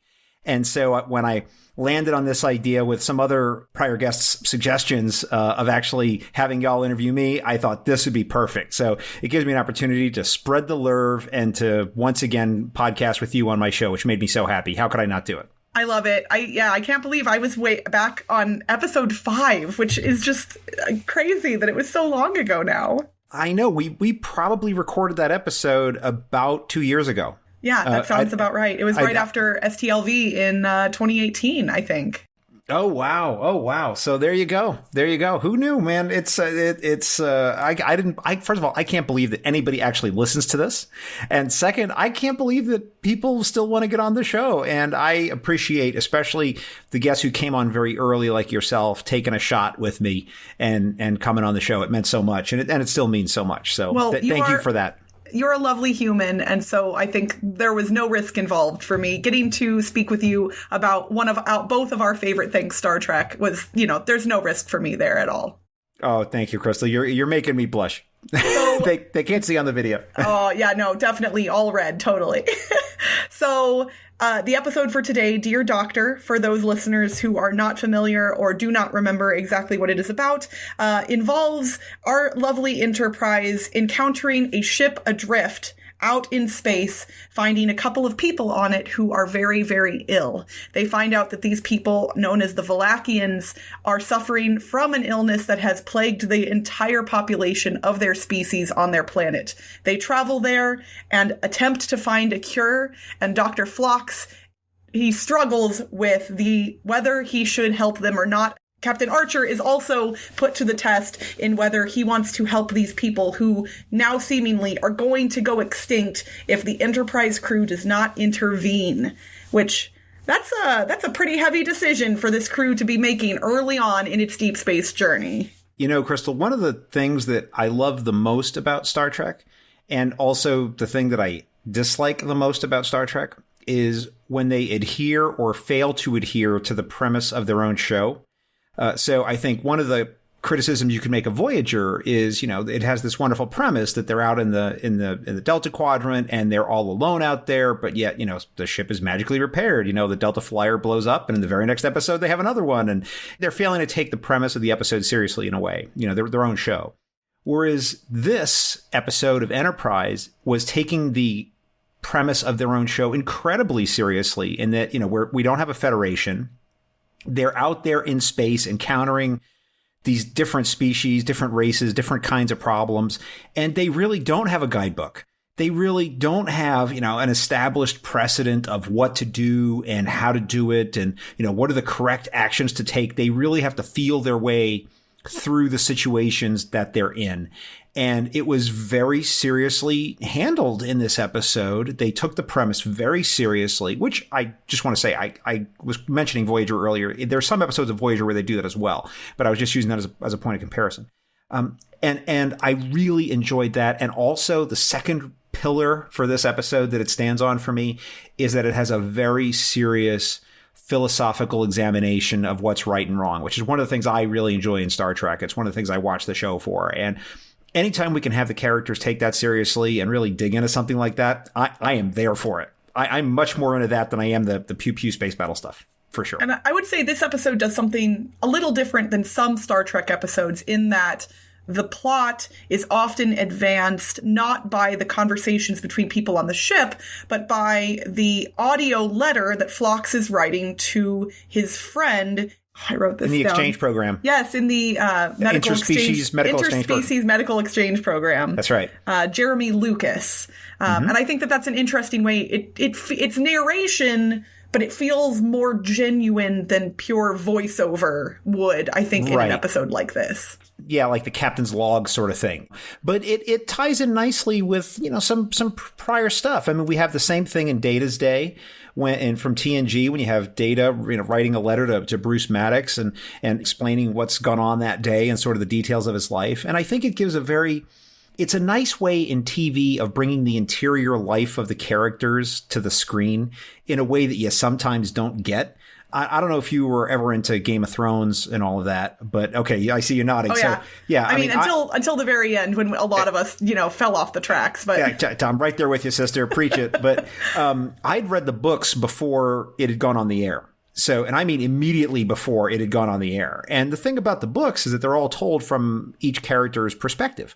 So you'd open, I don't know, have you read any of the books at all? I haven't. We bought the books right before the show started, and my husband began reading them. And I was like, oh yeah, I'll start it. But then the show was so good that I was like, I'll just wait. And now I'm kind of like, well, I'm just going to wait till he finishes the series, and then I'll go back to it. No spoilers, but one of the things about how the book is structured, and this is not a secret or giving anything away, is that each chapter is told from a character's perspective, right? So you'd open up a chapter and it might say, Crystal was going to record a podcast with John, and here's what she thought about it, right? And so you have everything from Crystal's perspective. And then later on, you might get another chapter that's John's friend, and, oh, John told me about that podcast he recorded with Crystal, and here's what he thought. But you're getting it through that guy's lens. And so sometimes, things aren't always exactly kosher, right? Or sometimes characters are mistaken, or they think they know things that they don't know. And anyway, I'm getting far afield, but the point is that it really brings the interior characters to you in a way that the show can never do, right? You can only see what the characters do on the screen. Whereas in the book, if Littlefinger in the book and Fear Inside His Head, and he says, here's what I think, and here's what I'm doing, then that that's what he's doing, or at least that's what he believes that he's doing. He might have a deeper motivation that he himself is not aware of, just like all humans might. But I thought that narrative device in this particular episode made it really, really good, because he's not recording this for posterity for the logs to be sent back to Denobula or someplace. It's going to his friend who is suffering the same kind of problems. And, he talks about all the, you're in mating season. Mating rituals. Yeah, and it's like, you're making humans look like single-celled organisms with your crazy mating practices, right? And I think you see more of that in Enterprise, just so you know. Okay. They live in these giant polyamorous families, and they have different kinds of, you can be married to someone else in the family, but they don't have to be married to you, I think. I mean, it's very convoluted and kind of kooky. So, very, very different from what we think of, traditionally speaking, quote unquote. But you can see that he's trying to help his friend, deal with his things, and he's struggling with his things. And I just thought it was a really beautiful story. And right from the beginning of the episode, Crystal, I had such compassion for Dr. Phlox. And I was never a Phlox guy watching the show, watching Enterprise up until this episode. And sometimes it's these really small things. I'll be curious what you think about it. But just when you see him right at the beginning of the episode and you get that first narration and he's sitting in the crew's mess and he just wants to talk to people, he just wants to talk, and he's an extrovert, right? And he wants to be amusing and all that. And I felt it, he's sitting by himself and he's trying to be inviting, and no one wants to sit with him. He invites Malcolm to come sit with him, and Malcolm's like, oh, I got to do a thing. And, we don't know if he was really blowing him off or if he really had to do a thing. I don't think that's clear. It didn't feel like he was making an excuse, deliberately. Maybe he was using an excuse to get out of it, but that the excuse seemed legitimate. Yeah, and you can interpret it however you wish. I mean, you might be right, I don't know, but I really felt that, because that's me sometimes. I'm one of those people that I want to talk to people, and that's, I think it's one of the reasons I can make a podcast. And I think same for you. You have to have a little bit of extroversion in you to do something like this. And so I just felt like this thing in my heart for the guy, and I was like, oh, now I'm interested to see where this is going, right? Because now I'm emotionally invested. And he deals with this incredible problem in the episode. And it's, I also admire the episode because while the Valachians are not perfect, and while their relationship with the Menk is not ideal, they're not like these heartless jerks to the make. They're not like these whips cracking, oppressors. While they're certainly, not the most beneficent and wonderful of overlords, they're not mustache twirling bad guys. And so I thought that was a good choice in the episode as well, to make the decision even more challenging and difficult. But I'll be curious what you think. It really feels like this episode did a good job of displaying some of the things in Trek, especially in Trek that takes place in the future, that things that we take for granted. In future Trek, humans and aliens coexist in a way that is mostly natural. There are obviously certain species that there's animosity toward, especially species that have warred in the past or whatever else. But in general, a human walking down a corridor and encountering an alien is a very normal thing, and you don't think about it. Whereas obviously, when humans started exploring out into space, that would have been a very scary thing. Even when aliens exist, encountering a new race would have been scary. And the fact that this crew is the first to encounter a bunch of different races, and the fact that the alien on their ship specifically is their doctor plays a lot into that, because I think if it were the engineer, it wouldn't be as meaningful, because the engineer is just working on the ship. Okay, sure, anybody can tighten a bolt or, whatever. But the fact that this person is looking at these humans and taking care of their physical needs makes it more meaningful, and I think helps amplify the impact of Phlox's decisions with this human crew. One of my favorite parts of the whole episode is the dental exam scene with T'Pol. Because this is the scene I think of whenever anybody says to me, Vulcans are so stoic and, they don't really have emotions, or they don't show their emotions. Watch that. Do not tell me that she is not smirking the entire time while he's talking to her about, I believe that Crewman Cutler may be interested in me. I mean, you can absolutely see her. She's got, her Vulcan, whatever, man. She's like sitting there going, right. Okay. Yeah. Is this for a scientific research or personal reasons? She's totally smirking. And I loved it. I loved the performance. Jolene Blalock was fantastic in that little scene. It was glorious. Yeah, no, very, very good. And the fact that you do get to see the two non-humans on the ship communicating in a way, like, he's trying to form a connection and kind of gauge whether what he's doing is right, not just in regard to the situation that's involving the main plot line here, but the subplot of his romantic interest in one of the other crew members on the ship. Exactly. And again, it's another case of, pardon, this is going to sound like a pun, I don't mean it to, but first contact, right? I mean, how many humans on the ship have had relationships of any kind with other alien races? This is really probably the first time any of them have been dealing with this, right? And I'm not saying it probably hasn't happened in Star Trek up to that point before in some context, but it certainly would not be normal. And I don't think there'd be anybody on the ship who'd be able to advise them about that. Oh, well, when you're doing your interspecies relationships, here's what you got to watch out for, man. If you're going to date those denobulans, here's what you got to, like, nobody's going to be able to have that talk. Right. So in like your A story about the Valachians and the Menk, and in your B story, they really do tie together in that way, which sometimes in these Star Trek shows, they don't. You kind of get two separate stories that might intertwine here and there. But this is really writ large and writ small, both about the same thing. Yeah, it's Phlox trying to understand humans in multiple facets of the way that they operate and their emotions. Absolutely. And when he has that conversation with Captain Archer in the mess hall late at night, I mean, I was there for that whole thing, right? I could sit there and just watch that scene as they're discussing what they should do and what the ethics of it are. I really, really love that stuff.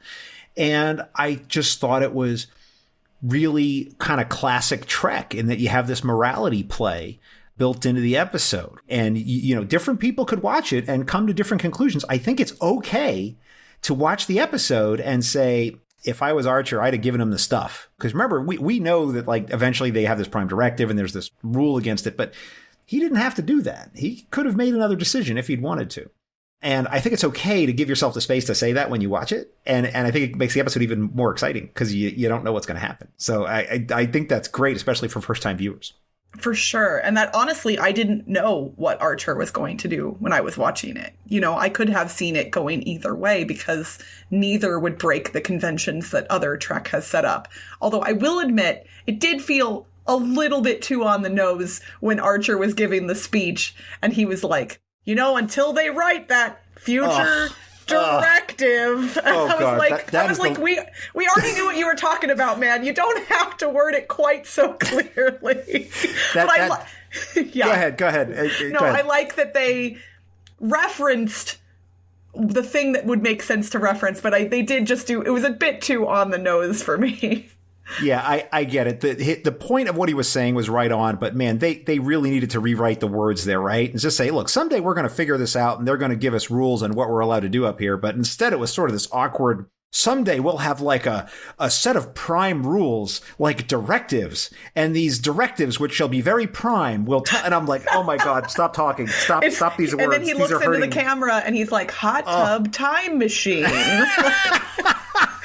And that's what it felt like, only not self-aware. No, and it was just that was definitely a low point of the episode for sure. But the scene was still so good. I mean, I'm willing to obviously let that kind of stuff slide. Yeah, absolutely. It's you know, in all the things I could complain about, I put that one pretty low, so it didn't bother me that much. It is kind of cringy when I rewatch it, but I just loved everything about the episode. I love the framing device. I loved just John Billingsley's performance. I thought was really good, as well as Archer's. T'Pol was a great supporting character. I also really liked the Hoshi character in the episode because it actually shows something that I think Trek does not do a lot, which is show how hard it is to actually do what they do. So often they're on the ship and they're like, oh, I need to replicate a new Widgeon-jammer. They go do it and like everything magically happens. Yeah. Or I need to talk to this alien race. So let me just whip out my little device and, you know, off we go. And she's actually trying to learn this stuff. And it's the technology isn't there yet.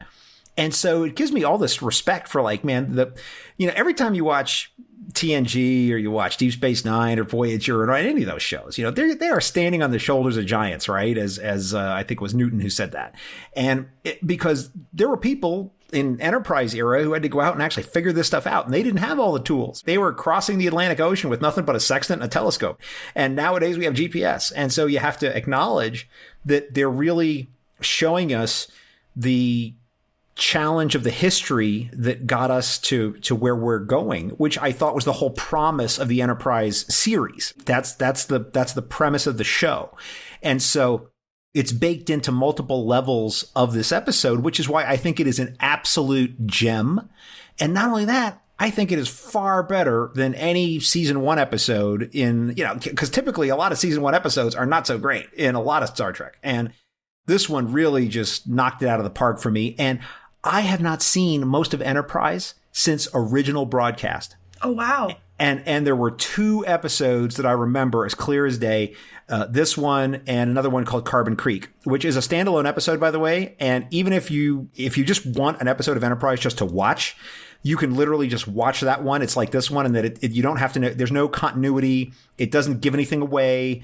It's entirely standalone. You know, think of it like I know we've talked about Blink from Doctor Who. Oh, yeah. It's like that. It's just watch this one. You can just watch that. And if you like that, basically, then you're going to be there, right? It's very different from the rest of the show, I'll tell you. But it is definitely a favorite of mine. And so these are the 2 that really stood out to me and that I remembered. But this is, what was this, 2001 this was on the air. Wow. And almost 2 decades ago.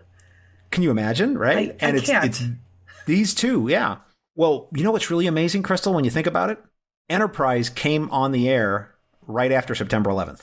Oh, that's right. And so if you just as someone who's watching this show for the first time, especially as it gets into the later seasons, because these episodes were written, this particular one, by the way, was written in October 2001. If you look at the future seasons, you will see an influence, without giving anything away, of September 11th on the show. And it has a it's very clear once you see it. It's sort of like, once you see like the reflection of a light bulb in a piece of glass, you can't see anything but the light bulb anymore, right? You can't not see it. It is literally like that. So just be aware for that as you watch the show. And I think you're going to have a great time with it too. I am, honestly, I had told you this previously, but I had watched the first episode of Enterprise and then stopped, and I had heard enough negative things from friends of mine that I just wasn't keen on keeping up with it. But when I knew that I was going to be recording this with you, I decided to give season 1 another shot. And I do appreciate a lot of the things that it's doing, even in season 1. And so I'm excited to continue. But what I wanted to ask you, obviously you have a great love and appreciation for this episode. That has been very clear through your comments. But when you have guests on your show, you ask them for episodes of Star Trek that are meaningful to them, or even just their favorites, or what the best episodes of Star Trek are. Mm-hmm. Where does this episode fall for you within any of those categories? Obviously you love it, but do you think it is one of the best? Do you think it's just meaningful? Where does it fall for you? I will definitely say I think this is one of the very best of Enterprise, without question, in my opinion. And I think it's probably in maybe the top 20 or so of all Star Trek, because what I watch Star Trek for is this idea that humanity's best days are yet to be had. They're in front of us, not behind us. And it's wonderful to me to see an episode where they're trying to be worthy of that. And this is one of those. And it's another one that has the morality play where they're seriously wrestling with an issue that could go either way. And that's what I really liked about it. And so for those reasons, I would say it's definitely the best of Enterprise. I would hold it up as a fine example of Star Trek to anyone, So if someone was to say to me, hey, is this a good example of Star Trek, that episode? I was like, yes, that one, definitely. And for me personally, I felt a real connection to Phlox, like we talked about earlier in the episode. I felt really bad for him, that he's really trying to be part of the crew. He really wants to relate to people that are around him. And it's not going so well. Generally speaking, Cutler is a little bit of an exception there. There's, something going on there, but he's really trying his best. And I felt, I saw myself in that moment too. Because I often feel that way when I'm trying to relate to people, and I'm I have my extrovert switch is on, which is not always on, but sometimes it's on, and I'm trying to talk to people, and it's just not working out for me. And so I really identified with the character in that moment as well. And it's a small thing, but the way it was shot, just the whole moment that it was, really touched me. And so for those reasons, I would say it's a personal favorite, and it's an example of an excellent Star Trek episode that I would recommend to anybody. Well, I think that sums it up pretty well. And I must say I enjoyed it quite a bit. So I'm very excited that I got to speak with you today about your thoughts on Dear Doctor from Enterprise. Is there anything else that you want to say before we wrap things up, John? No, why don't you tell people where they can find you, Crystal, if they don't know your magnanimous and wonderful presence already? Well, I'm a little bit all over the place. Interestingly enough, my only Trek interactions tend to be just me tweeting random things into the universe on my Twitter account, which is my full name @Crystal Pisano. If you happen to be someone like me who loves Star Trek and hobby board games, you can also find me at Board Game Blitz, which is the name of my podcast.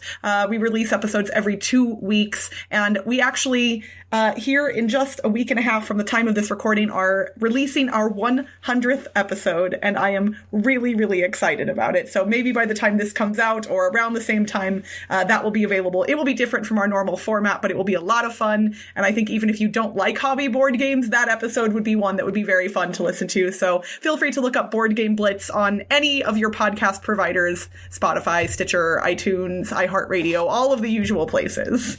Crystal, thank you so much for coming back on the show and being a part of my podcast extravaganza. Thank you so much for having me. It was my pleasure. M5, don't worry. It's me, Barry, from Politrex. And Picard Live, apparently. So, alright. All I have to do is just fix you. That's all. There's a panel here I can get open, alright? Okay, how do I stop this thing from interrupting John? I'll try this. Nope. No, now it's blinking. Okay, hold on. Okay, I'm gonna turn that.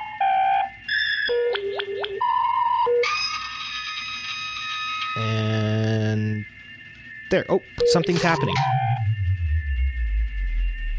John. Barry? Hi. I came to fix your M5, and there's something happening. There's something that it's beeping back and forth very fast. Come have a look. Barry, what if you activated the Kobayashi Maru protocol? Oh, no. Yeah, I definitely have. I didn't authorize this. No, it looks like this one's coming straight from Central Command. Oh, I'm getting a reading. Okay, here it comes. Are you ready? I guess so.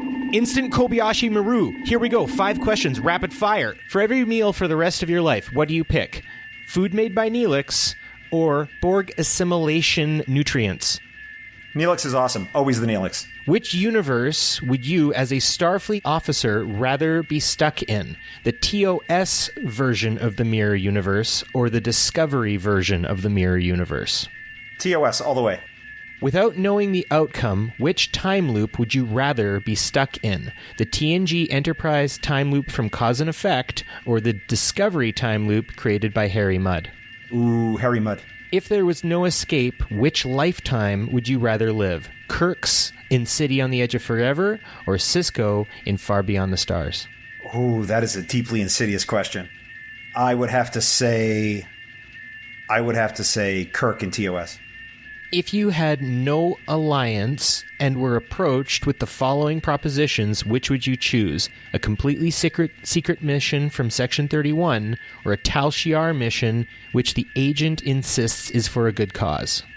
Oh, I would never trust the Romulan Tal Shiar agents to do anything like that. I'd have to go with the other option. There's no way I'd trust the Romulans on that. All right. Oh, wait. Okay. Yeah, here is the results. They're coming from the M5 now.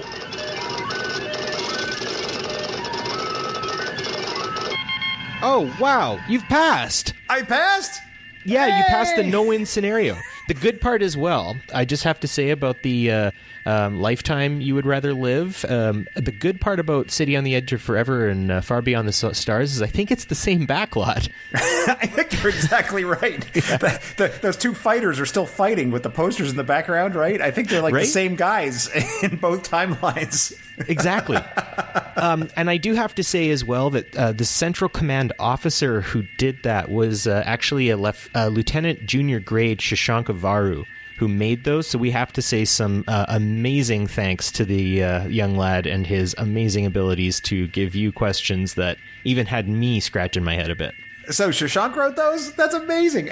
But since you have now given him a rank, I'm going to have to always call him Lieutenant Junior Grade Shashank. I think he'll enjoy that. Exactly. Well, I'm an ensign, so, whatever. Wow, Barry, what a thrill to get you on just to come back and record another segment with me for this. Thank you so much. Why don't you tell people about your new show you're doing, which is fantastic. Yeah, it's called Picard Live. It's on the Trek Geeks Network, and it airs on Sundays, 8 Eastern, and that would be 5 Pacific. And it's typically about an hour, and we go through 4 different segments. One's called the Picard Maneuver, where we orient ourselves to what we just saw. There's No Pips, No Problem, which is basically what does Picard do now that the Federation isn't a factor in his choices? He can make his own. Then we have the Stargazer, where we look ahead to see what Picard might be up to soon, and also maybe make some past connections. And then we have supplementals after that, where it's just kind of the sundries. And I like to get questions and comments live from Facebook and YouTube from the viewers. And so far, we're heading up to the 3rd official episode, and it has been a blast. That's wonderful. Yeah, I've been catching up because I'm listening on the audio podcast version that you're putting out after. So if you're not able to catch it live, you can always catch the podcast version. So I really appreciate that. And it's great to see you doing another show, Barry. I'm always interested to hear what you have to say because I love your take on things. So it's a fantastic show and everyone should listen to it. Thanks so much, Barry. Thank you.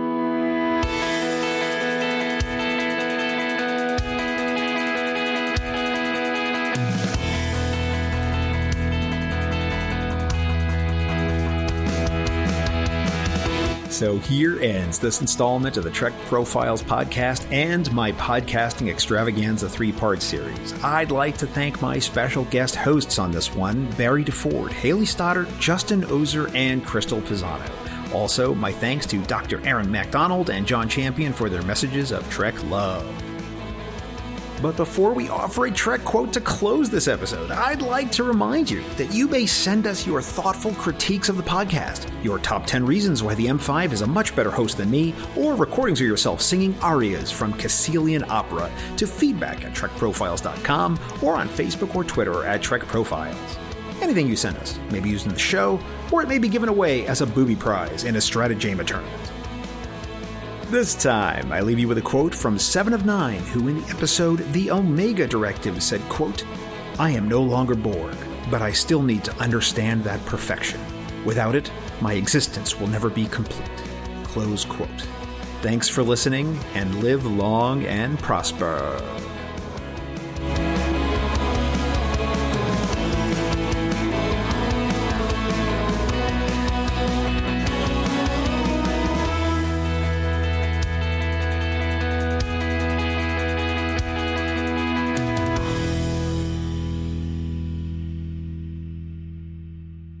This handcrafted podcast is brought to you by Stars and Sky Media Lab. It's cosmic. I'm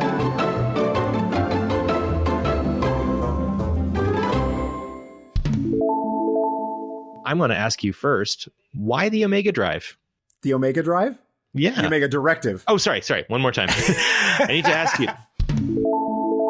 Boom diggity, man. We're done. Yeah. Booyah.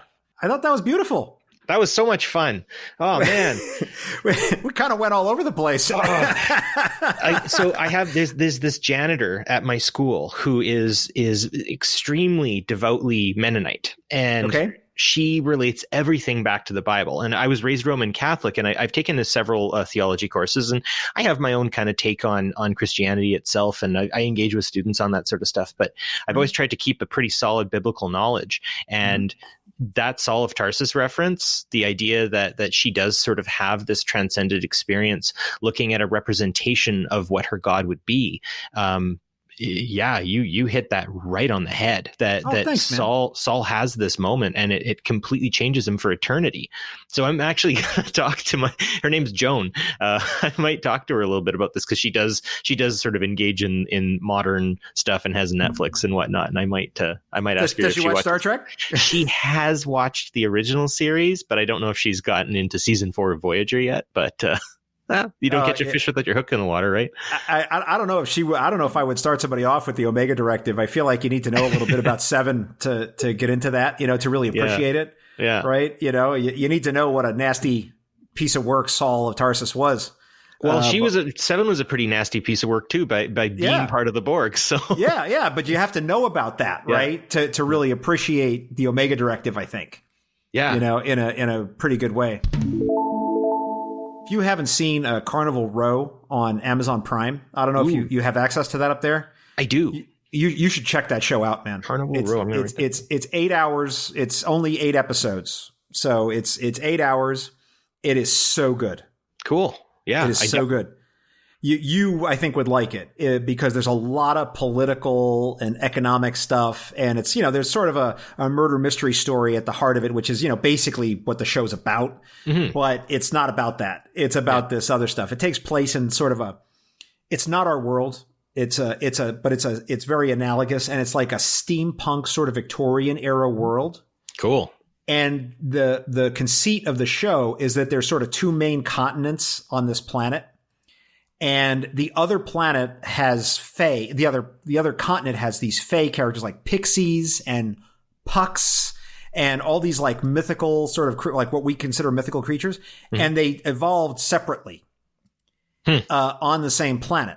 And what had happened was at like some point hundreds of years before the show began, some of the states, because it's not like a united humanity, there's many different countries, decided to make war on the fae and take over their stuff.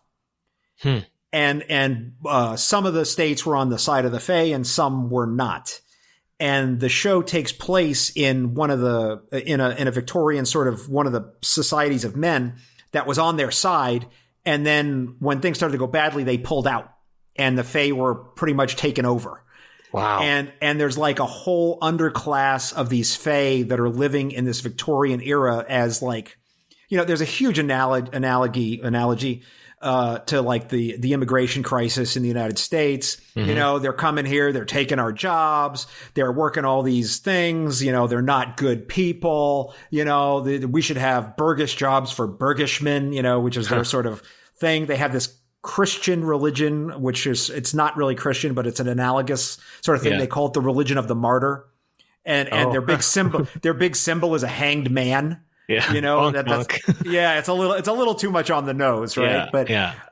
There's all this great stuff that goes on in the episodes. It's really good. You should check it out, man. I definitely will. Like That's something that I might even be able to incorporate into my lessons and stuff, because I teach high school social studies, which is like history, economics, and stuff like that. And right now we're talking about nationalism and sort of the conceits that come around nationalism and contending national loyalties, and what loyalties does the state have to its people as well, which is, I think, something that we tend to forget a lot. Is we tend to give sort of carte blanche to our state if it's our nation, and not keep our expectations as high for it. And I think that looking at this idea that these people are not being recognized for the talents that they have, they're being recognized as the nuisance that they currently are. That's a really neat way of, I'm going to check this out. I'm so pleased I got the chance to convince you to watch Voyager. Yeah, it's only the second episode I've ever watched. Wow. I know. I'm a bad nerd. It's one of those things I'm like, okay, this should be the year we should do it. I mean, it's the 25th anniversary. You should definitely watch it, and this year, especially because it's Zach's favorite. So, yeah. Well, this is, I haven't finished it yet. I'm watching it through for the first time. So I'm only in season 7, episode 1, which I have not yet watched. So I got that last season, and then I'll be good to go. So I'm Honest Subwoofer. Is that my name? Well, it randomly assigns you a name. So you can click on that and actually put in Haley. So okay. Yeah, because it actually will help me, because I don't want like a whole directory full of names like Honest Subwoofer and Intelligent Muskrat and all these crazy names it randomly assigns. So if you just like type in Haley or something, that'd be just great. But I like Honest Subwoofer. That's funny.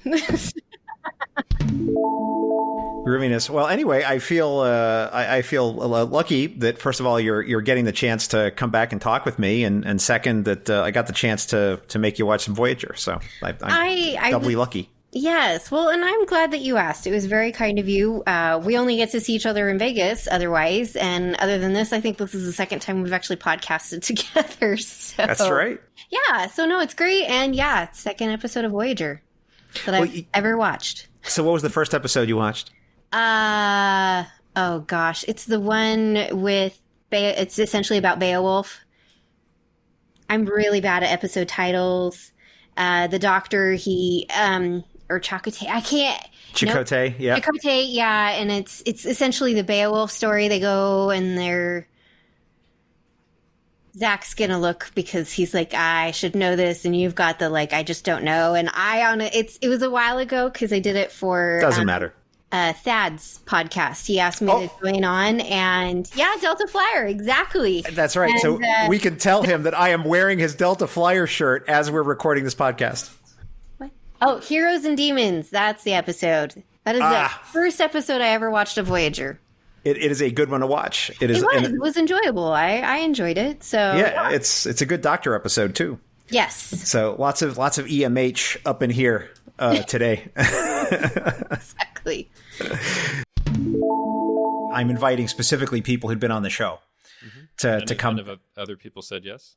Yeah. But you're the first one I've actually recorded. Okay. So other people have their assignments. Mm-hmm. But you're the first one we're actually recording. But I will say this: yours will not be the first one in sequence, because I'm also doing the final reflection. Okay. And whatever, I can't even remember as I sit here who has that one, but that one is going to play before this one because that was the first book. Yeah. So we can assume for this discussion that people will have already heard that and they know what that's about, and we've already talked about it. So no preamble is necessary if you want to talk about how final reflection ties into this one, which, by the way, I think is something we should talk about, because one of the things having read both books back to back, by the same guy. They're completely just so radically different. Very different. Well, it's been probably a year or two since I read the final reflection, but I know it's quite different. The only thing they really have in common is Klingons are important. Klingons are important, and it's the same. It's the same type. It's John Ford's Klingons, right? It's that those Klingons that he created in the final reflection. Caden is one of those, right? Or Caden, or I don't know. How would you pronounce it? I'd say Caden, but there's always this trouble when you talk about books. How do you pronounce these things? I don't know. Yeah. Come on. I know, but there's so many novels that most people have not read a lot of them, and they're anyway. But yeah, if that's how it is, that's fine. Well, I think one of the things that exempts, I think, the novels from that, though, and honestly, Justin, is that the novels are not canonical. I mean, you can spoil something and, this happens in the book, and it's, No, well, I mean, maybe it depends, because for me, a lot of times I don't necessarily want to know like what happens in a novel or what happens later. I want to find it out for myself. So when I actually post reviews of novels, I try to avoid anything that gets too much into like a spoiler for the book, because I want people to read it. But if you feel that way here, that's fine. I'll include in the synopsis what actually happens. I feel that like for this particular novel, I don't think the story is all that. Like, okay, who was the cat burglar? And, who? I think that's part of the point. He's trying to take advantage of like a really like stereotyped story and just take it to the limit, right? Oh yeah, it's up against the stops. I mean, there's literally, he could not have pushed it any further. So anyway, I think we're getting into the conversation. We should just get into it. What do you say? All right, very sweet. Crystal, you are a trooper, my man. I feel so bad. I literally, I was just like, oh, this will be easy. I'll just rewatch an episode of Voyager and everything will be fine. And then I was searching and I was like, where is this episode of Voyager? Because I don't know all the episode titles. So when you gave me the title, I was like, oh yeah, I'm sure there's an episode called that, because there must be. And no, there isn't. So nope. Sorry. But honestly, though, truly, like, we'll get to this, but like, this is a good episode of Enterprise. So I told you, and I just want to know one thing right up front. I had promised you, I said, you really don't have to know that much about Enterprise to watch this episode. In fact, you don't really have to know anything. I tried as hard as I could to tell you, don't feel like you have to watch it all. But you were like, no, I'm going to do it. I was like, you really don't. You were correct. Although I haven't watched episodes 9 through 12. It would be 10 through 12, because the numbering is off on Netflix because they combine the first 2 episodes. So I'm only missing like 3, but I do feel like I have a better understanding of who Phlox is and why he's there, which just kind of gives me some, especially because he's talking to a colleague in this episode. I like having that point of reference, but you are correct. Knowledge about the rest of the series is most certainly not necessary for this, but I'm glad I did it anyway. Yeah, because there's all this political stuff with the Vulcans. That's like a big, huge part of the launching of the series, and like none of that is in this episode. No, right? not at all. Yeah, so it just I felt really bad, but you're a trooper for watching all that, and I'm sorry. I got me back to Enterprise, because I watched that first episode and I was so turned off by the like gel that they're rubbing on each other at the end of that episode that I was just the like, sexy decon gel. Yes, yeah. I was so angry. So I'm glad that it's given me a reason to come back to Enterprise, and I am gonna continue watching it. So. Oh, good. Well, then I'll consider this a complete victory then. Because, you want to be a completist, right? Even if it's not your favorite series, it's always a good thing to... Right. And that's the thing. Like, I don't mind not being a completist, but, like, I'm interested. It's Trek. I know that there's less or more bad stuff in this series potentially than others based on things I've heard, but whatevs. Cool. Type that. Oh man, that really comes through on the mic. I know, it's because it's right next to it. I don't type while we're recording, I promise. Oh, it's okay. I have a clicky keyboard because I like it. Yeah. Oh yeah. I don't know if you can hear it, but yep. I specifically got one of it's called Das Keyboard, which makes me really happy for some reason, but it's super mechanical and I just love typing on it really loud. Yeah, everyone, when I do my live streams, if I ever type anything into Google, everybody's like, keyboard. Like, what do they say? Keyboard. That's definitely what they put in the chat, in that exact, whatever you think that's spelled as, that's what they type in the chat. You know what the problem was, though, with this? Is that, you know, if you look at this, we just hit like 30 minutes, right, of recording, something like that approximately. And if we had been recording the whole thing with you as the host, right, I might get like a 2-hour episode out of this, you know, with all the episodes I wanted to talk about. Yeah. But getting people back on, it's like each little episode discussion like expanded. So if I was to put all of them into one episode, I swear to you, it would be 6 hours. And that's amazing. I mean, you get to share your thoughts to some degree during the regular episodes, obviously, but I think it's going to be a nice touch point for the fans of your show to get to hear more of you and your thoughts, because they've already gotten to know you so well through your discussions with other people, and now they're going to get to just know you that much better. So